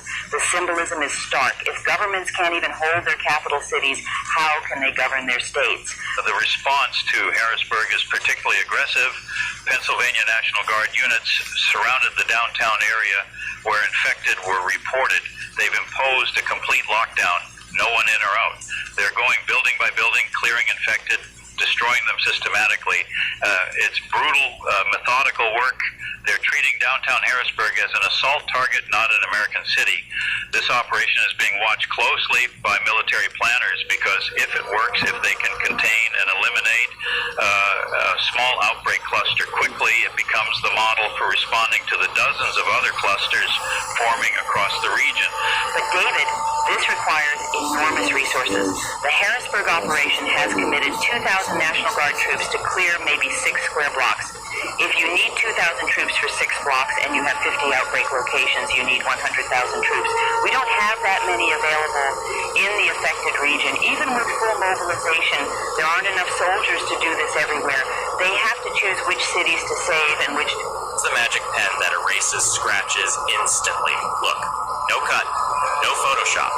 We let the liquid flow into the tip of the pen, then simply apply it, and the polymer in the liquid fuses with the color and fills the scratch. Look, it's magic. You can remove the excess product if necessary so you get a completely smooth surface. The pen works on all colors and even on plastic. Look at it on gray. It works in the same way. The scratch disappears instantly. To celebrate 100,000 orders, it's on sale until midnight. Click on Shop Now to order yours.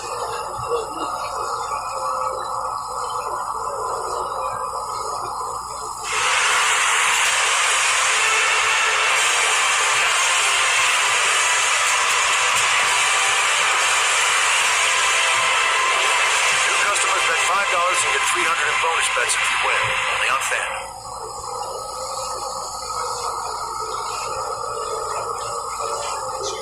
Abandoned. Harrisburg gets saved because it's the state capital, symbolically important. Smaller towns won't get the same resources. They're on their own. It's 7:30 a.m. Let me share what's happening with civilian firearms because this is significant.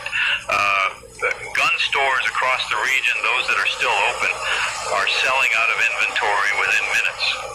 People want weapons to defend themselves. But there's a darker element. Reports are coming in of armed confrontations between civilians.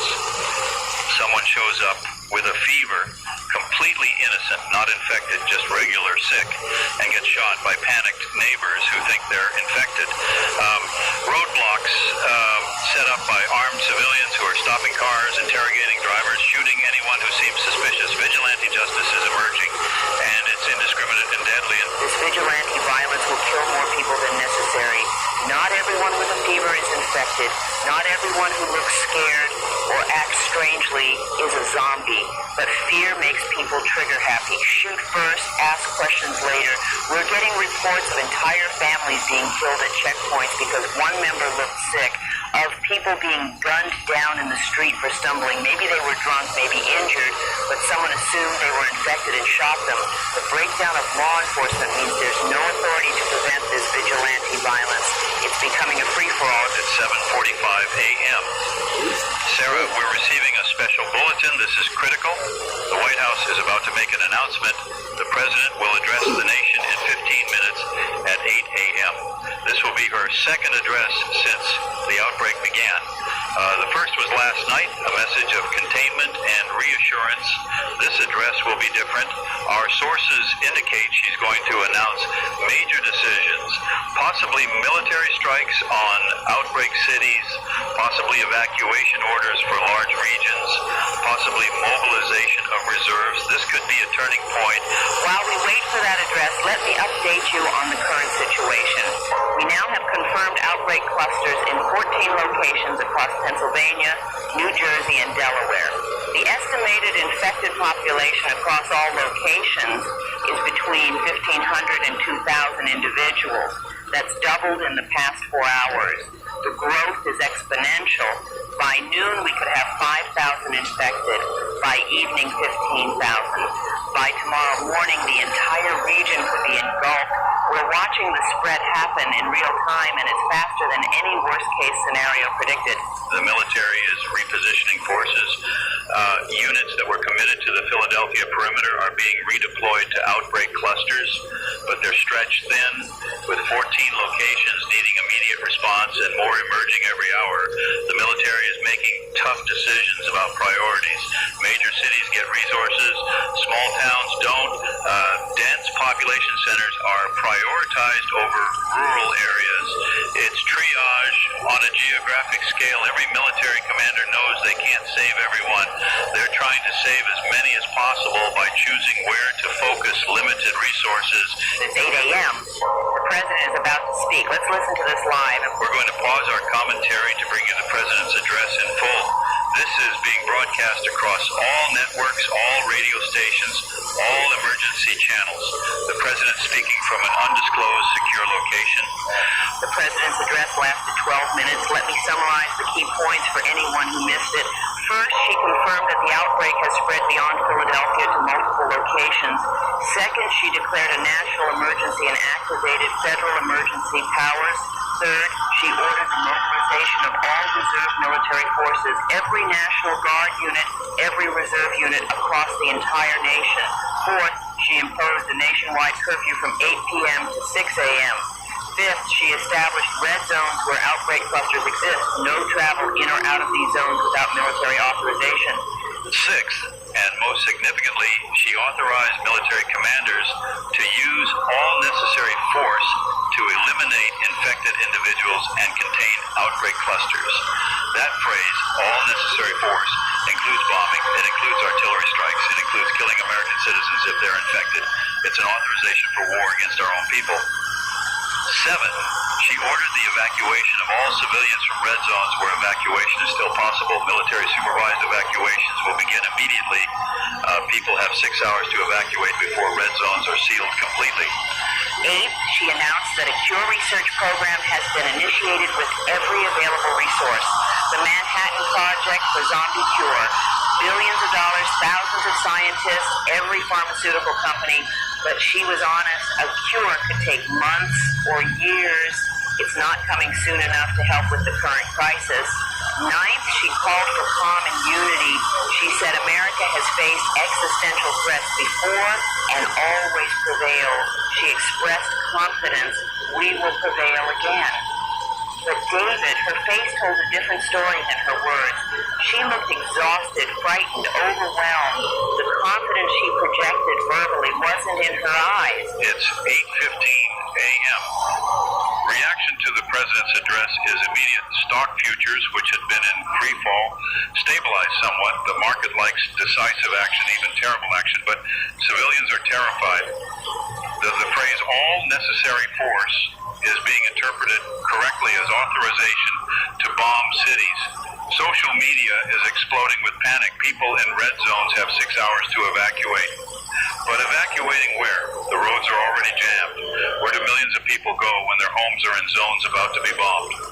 The president designated 7 current red zones: Philadelphia and surrounding suburbs, Camden, Cherry Hill, Wilmington, Chester, Trenton, and Harrisburg. Any location within 20 miles of confirmed infected is included in the red zone. That's a huge geographic area encompassing probably 8 million people.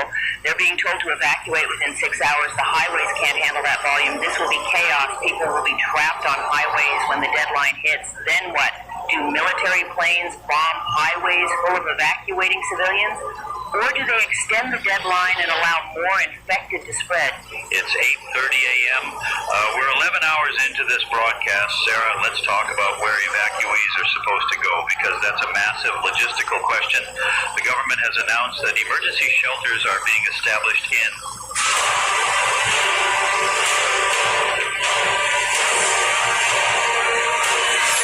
safe zones, areas well outside red zones with no confirmed infected. These shelters will be in schools, stadiums, convention centers, anywhere that can hold thousands of people. But running mass shelters requires food, water, medical care, sanitation, security. Setting that up for millions of people on 6 hours' notice is impossible. These shelters will be overcrowded, undersupplied, and chaotic. There's also the screening problem. How do you ensure evacuees aren't infected? The incubation period is up to 90 minutes. Someone could be bitten, get through the checkpoint, arrive at a shelter, and turn in a shelter full of thousands of people. One infected person in a shelter could trigger an outbreak that kills everyone there. So the military is implementing screening, temperature checks, physical inspections for bite marks, quarantine periods. But this slows the evacuation. Lines at checkpoints will be hours long. Many people won't make it through before the deadline. We're hearing reports of what these evacuations look like on the ground.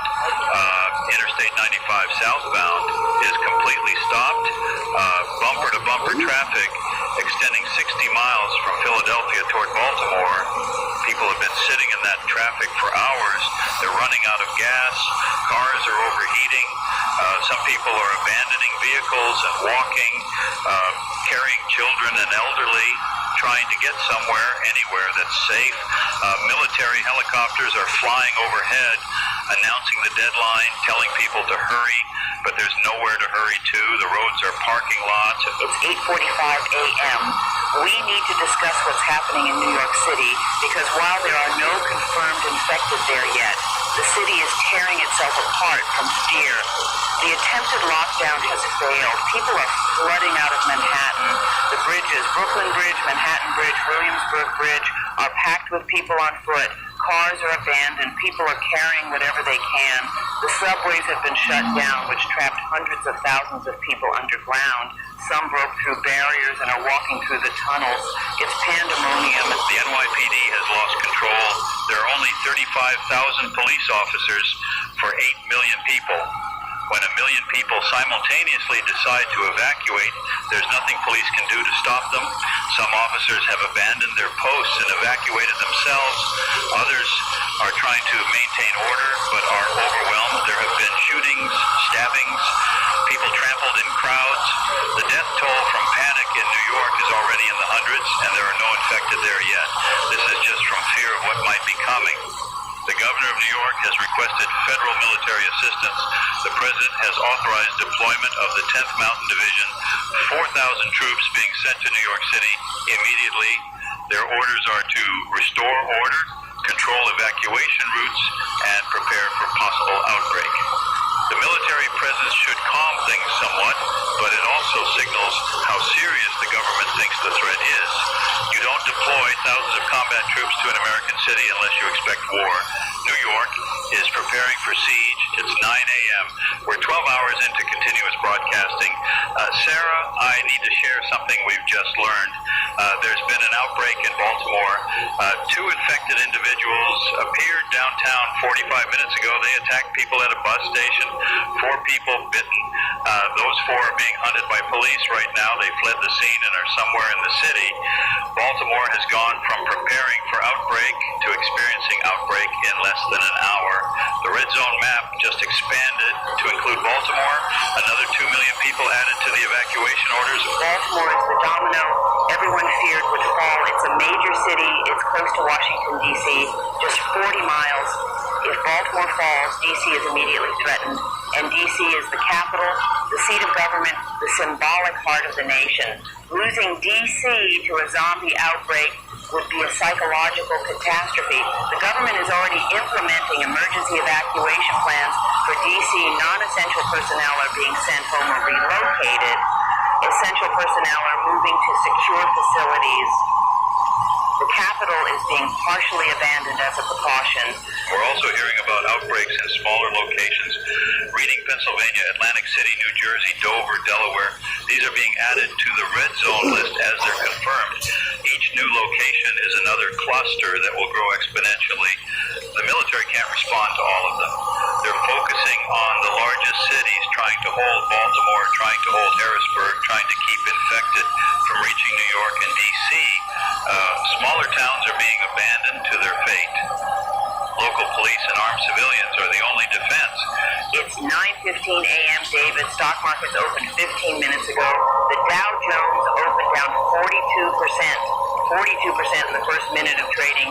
Circuit breakers kicked in immediately, halting trading. This is the largest drop in stock market history, surpassing the 1929 crash, surpassing the 1987 crash, surpassing anything. When trading resumes, it could drop further. We're watching the financial markets collapse in real time. Trillions of dollars of wealth gone. Retirement accounts devastated. Pensions destroyed. The economic impact will be felt for generations.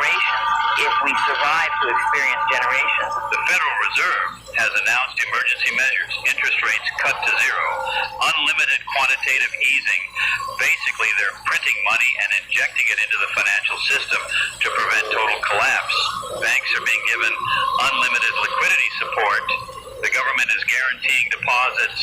They're doing everything possible to prevent bank runs and financial panic. But you can't stop panic with policy when people are fleeing zombies.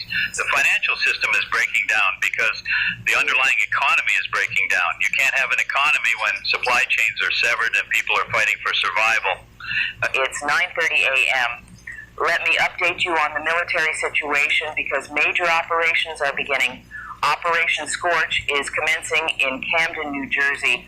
Artillery units positioned outside the city are beginning fire missions. They're shelling the areas with highest infected concentration, cluster munitions, high explosive rounds, incendiary shells.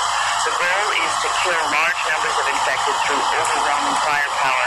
Civilian casualties are expected. There are still survivors in Camden, but the decision has been made that saving surrounding areas is worth the cost of those caught in the bombardment. This tonight before bed and see if you can make it through the entire night without getting up even once to pee. Don't believe me? Give me 60 seconds and I'll explain. All right, pay close attention. If you're over 35 and your stream isn't as strong as it should be, or if you're running to the bathroom way too often, I strongly recommend you do this before taking a shower. In just 20 seconds, your urinary flow can come back full force. This method has been used by U.S. Special Forces instead of risky medication. That's because it works within minutes, flushing out the toxic hormone in your body that makes your prostate swell, causes you to lose bladder control, and even fail when it matters most. It may sound crazy, but We're receiving initial reports from Camden. Survivors hiding in buildings are reporting massive explosions, entire blocks being destroyed, buildings collapsing, fires spreading. The bombardment is indiscriminate. They're not carefully targeting infected. They're just leveling neighborhoods known to have high infected concentrations. One survivor messaged us, the building 2 blocks away just exploded. The whole thing collapsed. I could feel the shock wave here. There were people in that building, survivors. The military just killed them along with the infected. They're not rescuing us. They're killing everything in the city to stop the spread. This is the terrible reality of Scenario 3 playing out. Not nuclear weapons, not total sterilization of Philadelphia, but artillery bombardment of smaller outbreak cities. Destroy the cities to destroy the infected, except that survivors will die to prevent spread.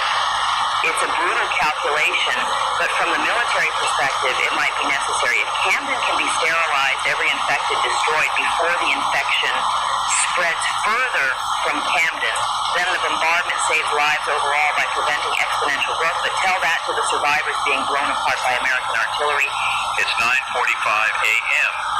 Sarah, we're getting reports of resistance from military personnel. Some soldiers are refusing to fire on American cities. At an artillery battery outside Camden, 3 soldiers refused orders to fire. They were arrested by military police.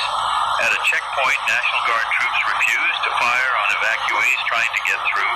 The entire unit was relieved and replaced. The psychological strain on military personnel is immense. They signed up to defend America from foreign threats. They're being ordered to kill Americans. Some can do it, others can't. The military is starting to fracture. There are also reports of desertions, soldiers abandoning their posts, taking military vehicles and weapons, going to try to rescue their own families. A National Guard unit in Delaware, the entire unit, 40 soldiers, reportedly abandoned their checkpoint and drove toward their hometown, which is in a red zone. They're going AWOL to try to save their loved ones. The military is threatening deserters with court-martial and execution, but when faced with the choice between following orders and saving family, some soldiers are choosing family. This degrades military effectiveness at a critical moment. It's 10 a.m. We're 13 hours into this broadcast. We need to discuss what's happening in the rest of the country because while the outbreak is concentrated in the Northeast, the effects are nationwide.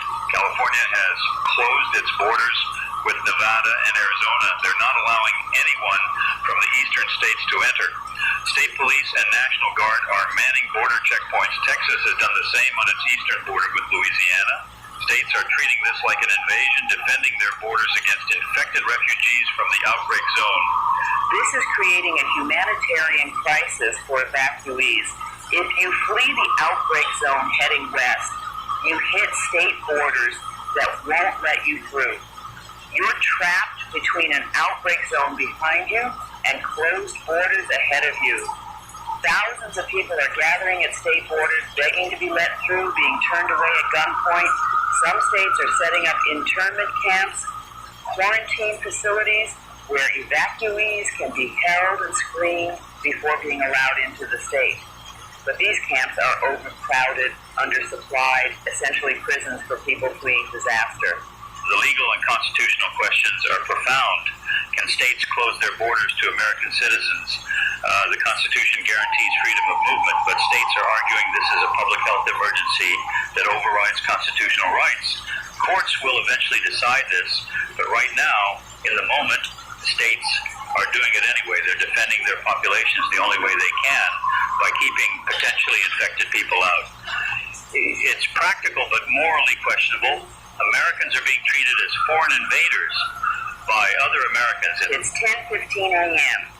Let me share an update from Philadelphia, because while the military has largely abandoned the city, there are still survivors there. Estimates suggest 50 to 70,000 people remain alive in Philadelphia out of an original population of 1.6 million. They're scattered throughout the city in fortified positions, high-rise buildings, row house blocks with barricaded streets, warehouse complexes. They have minimal supplies, no electricity in most areas, no running water. They're surviving day by day, hoping for rescue that isn't coming. Some survivor groups are getting creative. One group in a Center City office tower has been using drones to drop messages to other survivor groups, coordinating mutual support. Another group figured out how to access water from underground pipes, establishing a water source. A group in South Philadelphia has been conducting nighttime raids for supplies, moving in small teams, staying quiet, avoiding infected. These survivors are adapting, learning how to live in a city of zombies, but they can't sustain this indefinitely. Supplies will run out, defenses will fail, people will make mistakes. Over time, the survivor population will shrink as people die or are infected. The question is whether any of them will be rescued. The president's address didn't mention Philadelphia rescue operations. The military is focused on new outbreak locations. Philadelphia has been written off, but some private organizations are discussing rescue missions. A billionaire tech entrepreneur has offered to fund a private military company to extract Philadelphia survivors. A religious charity is organizing a helicopter extraction operation. These private efforts won't save everyone, but they might save some. It's slim hope, but it's something. And it's 10:30 a.m. We need to talk about the infection reaching rural areas, because that's a new dynamic. So far, outbreaks have been in cities and suburbs, dense population centers, but infected individuals are wandering out of outbreak zones into rural areas. A farmer in Lancaster County, Pennsylvania, reported shooting an infected person walking through his cornfield. Another farmer in southern New Jersey found infected individuals in his barn. Rural areas have advantages: lower population density, more weapons, more self-sufficiency, but they're also isolated with limited communication and sparse law enforcement. Never worry about your phone running out of battery when you're out and about. The secret is this compact device. Have you noticed that wealthy people in Shanghai never carry charging cables? Many of us run out of phone battery while traveling, yet lugging heavy power banks and long cables is very inconvenient. That's why they use this lipstick-sized keychain power bank instead. Don't underestimate its tiny, thumb-sized design. It's extremely efficient and charges a phone fully in just about 10 minutes. Simply flip it to your keys or slip it in your bag, so you're always ready. Stay connected wherever you go with this innovative power solution and never miss a moment. One full charge can recharge a phone up to 30 times. It supports Huawei, Android, and Apple phones, making your travel worry-free. At night, it also works as a super bright flashlight with a wide beam, big and bright enough to light up an entire building. I know some people may not believe it, so today I'll show you how powerful it really is. No editing, just one button for full brightness. Lights up the whole street instantly. It has both strong and weak lights and a strobe function. There are side floodlights and red-blue signal lights, which can protect you in key moments. Very compact, fits easily in your pocket or on your belt. Although compact, its battery life impresses, lasting several days and nights on a single charge. Perfect for home use, repairs, or camping. It's easy to carry anywhere. Nighttime walks feel safe and worry-free. Interested? Simply click below for more details and to order. Have you ever seen a high-intensity flashlight designed for a keychain? It includes a self-locking hook and a pull ring featuring a large lens at its end. This flashlight uses high-brightness LEDs, offering 8 adjustable light modes. The first mode produces very bright light, the second dims it, the third flashes a strobe, and the fourth signals with 3 long flashes followed by 2 short ones. On the side, there's a wide-angle light perfect for nighttime repairs, plus an SOS emergency signal. Its full metal body is sturdy and houses a high-capacity lithium battery, which charges via fast charging ports or phone chargers and doubles as a power bank. It can provide emergency charging for your phone, whether camping outdoors, cycling at night, or walking alone at night. Carrying it makes things much easier.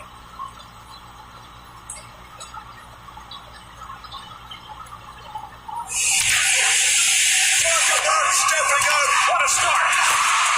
It's time to level up your game. Introducing the all-new ESPN app. All ESPN, all in one place. Your home for most live sports and the best championship moments. It's the ultimate fan experience with no full contract required. Head to the ESPN app or stream.espn.com and sign up now.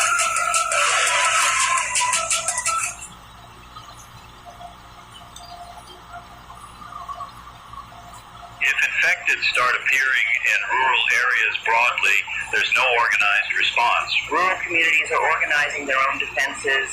Farmers, hunters, preppers, people who already live self-sufficiently are banding together.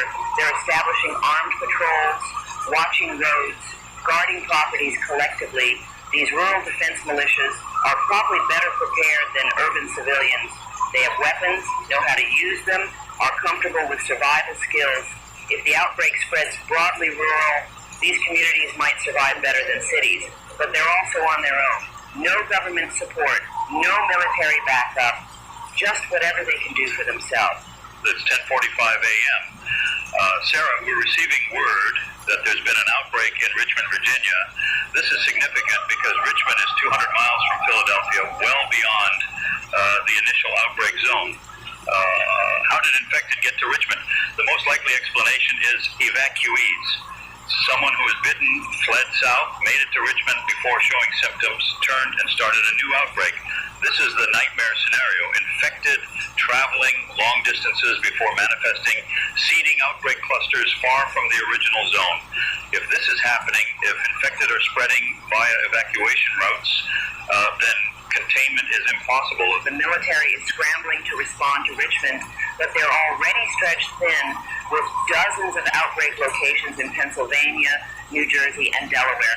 Sending forces to Richmond means pulling them from somewhere else. Each new outbreak location dilutes military presence everywhere. At some point, maybe we're already there, the military has too many places to defend and not enough troops. That's when national defense becomes regional defense. The government gives up trying to contain everywhere and focuses on defending specific high-value areas. Washington, D.C., New York City, major military bases, everything else becomes contested territory. It's 11 a.m. We're 14 hours into continuous broadcasting. We're exhausted, but we're going to continue because people need information. Sarah, let me read a message we just received from someone in Baltimore. They write, I'm in the Inner Harbor area. I can see infected from my window, 20, maybe 30 of them wandering the streets. Police cars are abandoned. Traffic is gridlocked. People tried to evacuate but couldn't get out. Now they're trapped in their cars. Some have gotten out and are running. The infected chase them. I watched someone get caught and pulled down. Others are trying to help, but there are too many infected. It's falling apart so fast. This morning, Baltimore was normal. Now it's hell. Another message from just outside Baltimore.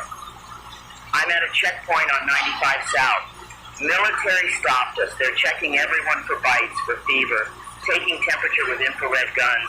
A woman in the car ahead of us had a fever. They pulled her out. She was screaming that she's not infected. She just has a cold. They took her away. Her family's hysterical. The soldiers won't tell them where they took her. I think they killed her. They're executing anyone who might be infected just to be safe. Better to kill one potentially uninfected person than risk one infected person getting through and spreading it. That's what we've become. That checkpoint screening is happening at dozens of locations. Thousands of people are being pulled out of evacuation lines for symptoms, fever, confusion, injuries that could be bites. Most are probably not infected. They're sick with flu or injured in accidents or just showing stress-related symptoms. But in a crisis where minutes matter, where one infected person can kill dozens, the authorities aren't taking chances. Symptomatic people are being quarantined or killed. It's brutal triage. Save the many by sacrificing the few who might be infected. It's rational but morally devastating. It's 11:15 a.m.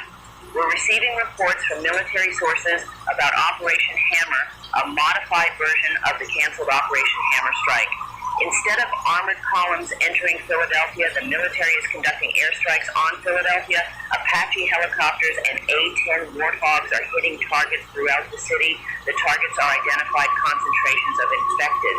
Thermal imaging from drones shows where large groups of infected are clustered in streets, in buildings, in parks. Aircraft are hitting these locations with rockets, missiles, and gun runs. The goal is to reduce infected numbers through air power without risking ground troops. These airstrikes are killing infected, but they're also destroying infrastructure and killing survivors. A missile strike on a street full of infected also destroys nearby buildings where survivors might be hiding. Gun runs with 30-millimeter cannons don't discriminate between infected and uninfected. They shred everything in the target area. The military is accepting collateral damage as necessary.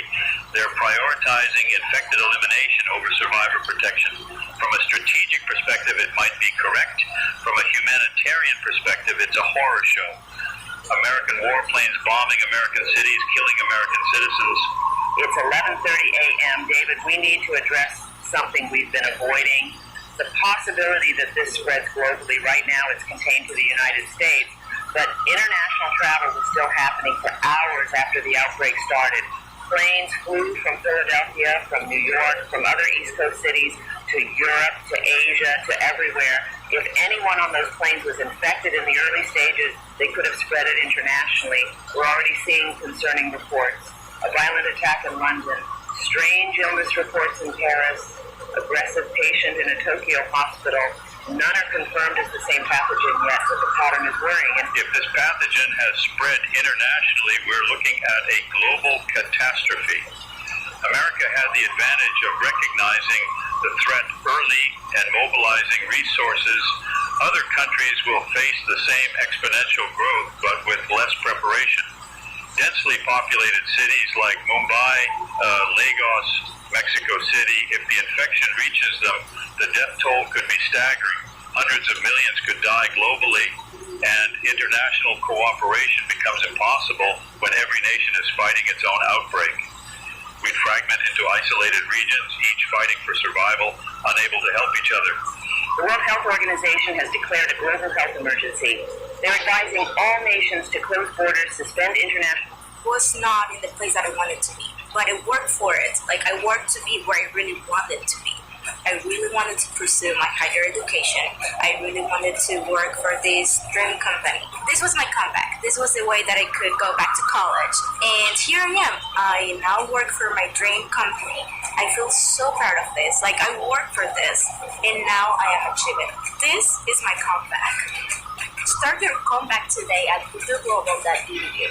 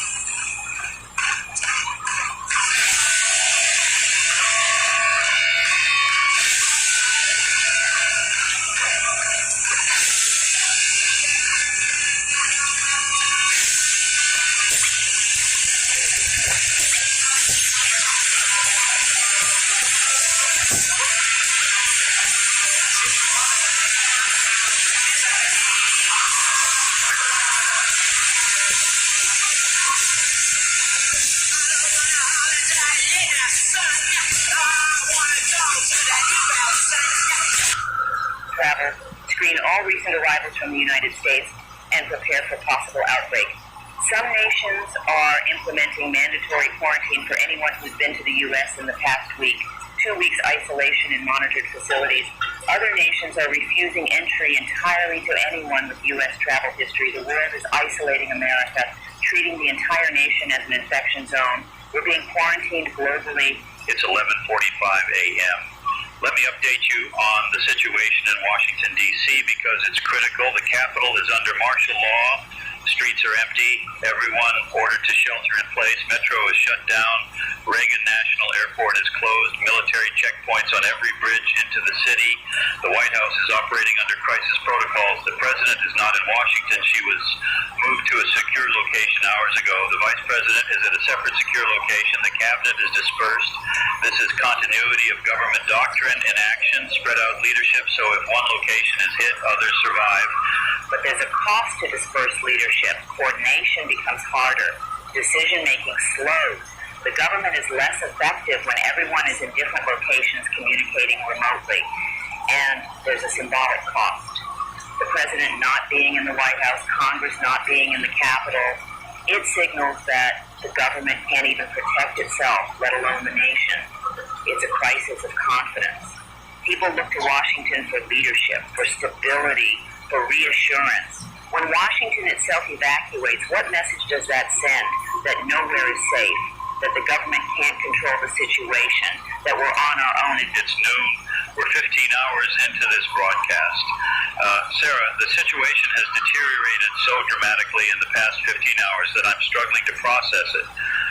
Last night at 9 p.m. when we started, this was a Philadelphia problem. Terrible, but contained. Now, just 15 hours later, we have outbreak clusters in over 30 locations across 7 states. Estimated infected population over 15,000. Millions evacuating. Martial law nationwide. The economy in free fall. The government dispersed. Military bombing American cities.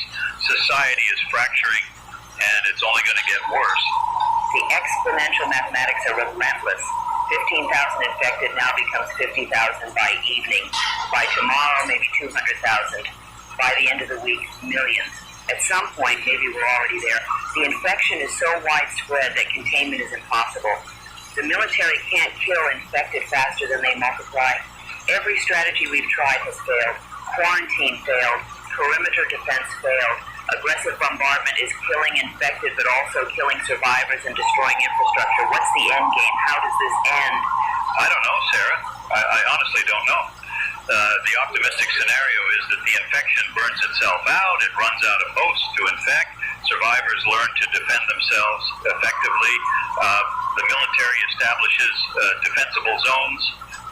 We end up with a divided nation, safe zones controlled by the government and contested territories full of infected. Civilization survives in pockets. Maybe over months or years, we slowly clear the infected and reclaim territory. That's the optimistic scenario. The pessimistic scenario is complete societal collapse, government failure, and survivors living in isolated, fortified communities in a nation overrun by the walking dead. It's 12:15 p.m. David, we're receiving reports of something new and deeply concerning. Infected individuals are exhibiting different behavior than initially observed. Early reports describe them as slow, stumbling, uncoordinated, dangerous but limited. Now we're getting reports of infected that are faster, more coordinated. They're learning or evolving, or the pathogen is mutating to make them more effective. A survivor in Philadelphia described seeing infected that were running, climbing, working together in groups to break through barricades. If this is true, if infected are becoming more capable, the difficulty of fighting them increases dramatically. And this could explain why some survivor positions are falling that should have held. If infected are becoming faster and smarter, defenses that worked yesterday don't work today. But this also raises scientific questions. Are these the same infected somehow improving? Or are these newly infected people who retain more cognitive function than earlier victims? Or is the pathogen mutating, creating different types of infected with different capabilities. We need to get samples to scientists immediately. Understanding this change could be critical to developing countermeasures. It's 12:30 p.m. Let me share an update on the national curfew that the president announced. 8 p.m. to 6 a.m. nationwide. People must be indoors. This takes effect tonight.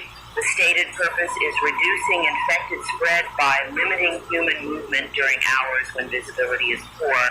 But the practical effect is giving military and law enforcement more authority. Anyone outside during curfew can be detained or shot on sight. It's an expansion of control, an expansion of government power. In normal times, this would be controversial. Right now, most people support it because they're terrified and want someone to take charge. But David, there's a darker possibility. If the government knows the situation is deteriorating beyond control, if they know society is collapsing, the curfew serves a different purpose. It keeps people in their homes where they can be monitored and controlled. It prevents mass movements of population.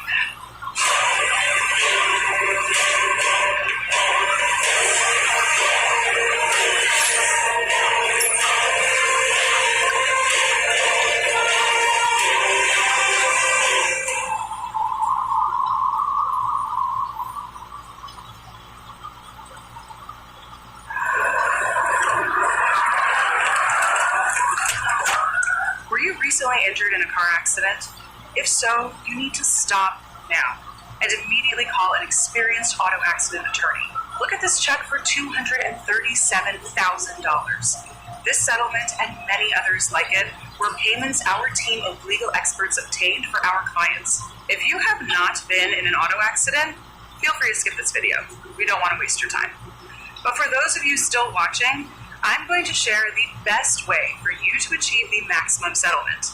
The right attorney can help you get top compensation for your vehicle or property damage, medical bills, lost income, and pain and suffering.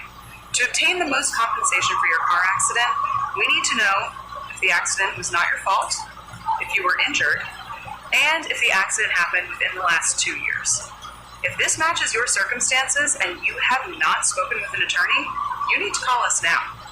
Do not speak to insurance companies or the other party without legal guidance. Saying the wrong thing can absolutely destroy your case and reduce or even eliminate your settlement amount. Don't wait to contact us. The longer you wait, the less severe your case may appear. Eventually, the time to make a claim will vanish. You need to call us to get working on your case as soon as possible. Unfortunately, we've seen too many car accident victims attempt to settle cases on their own without the help of an experienced attorney.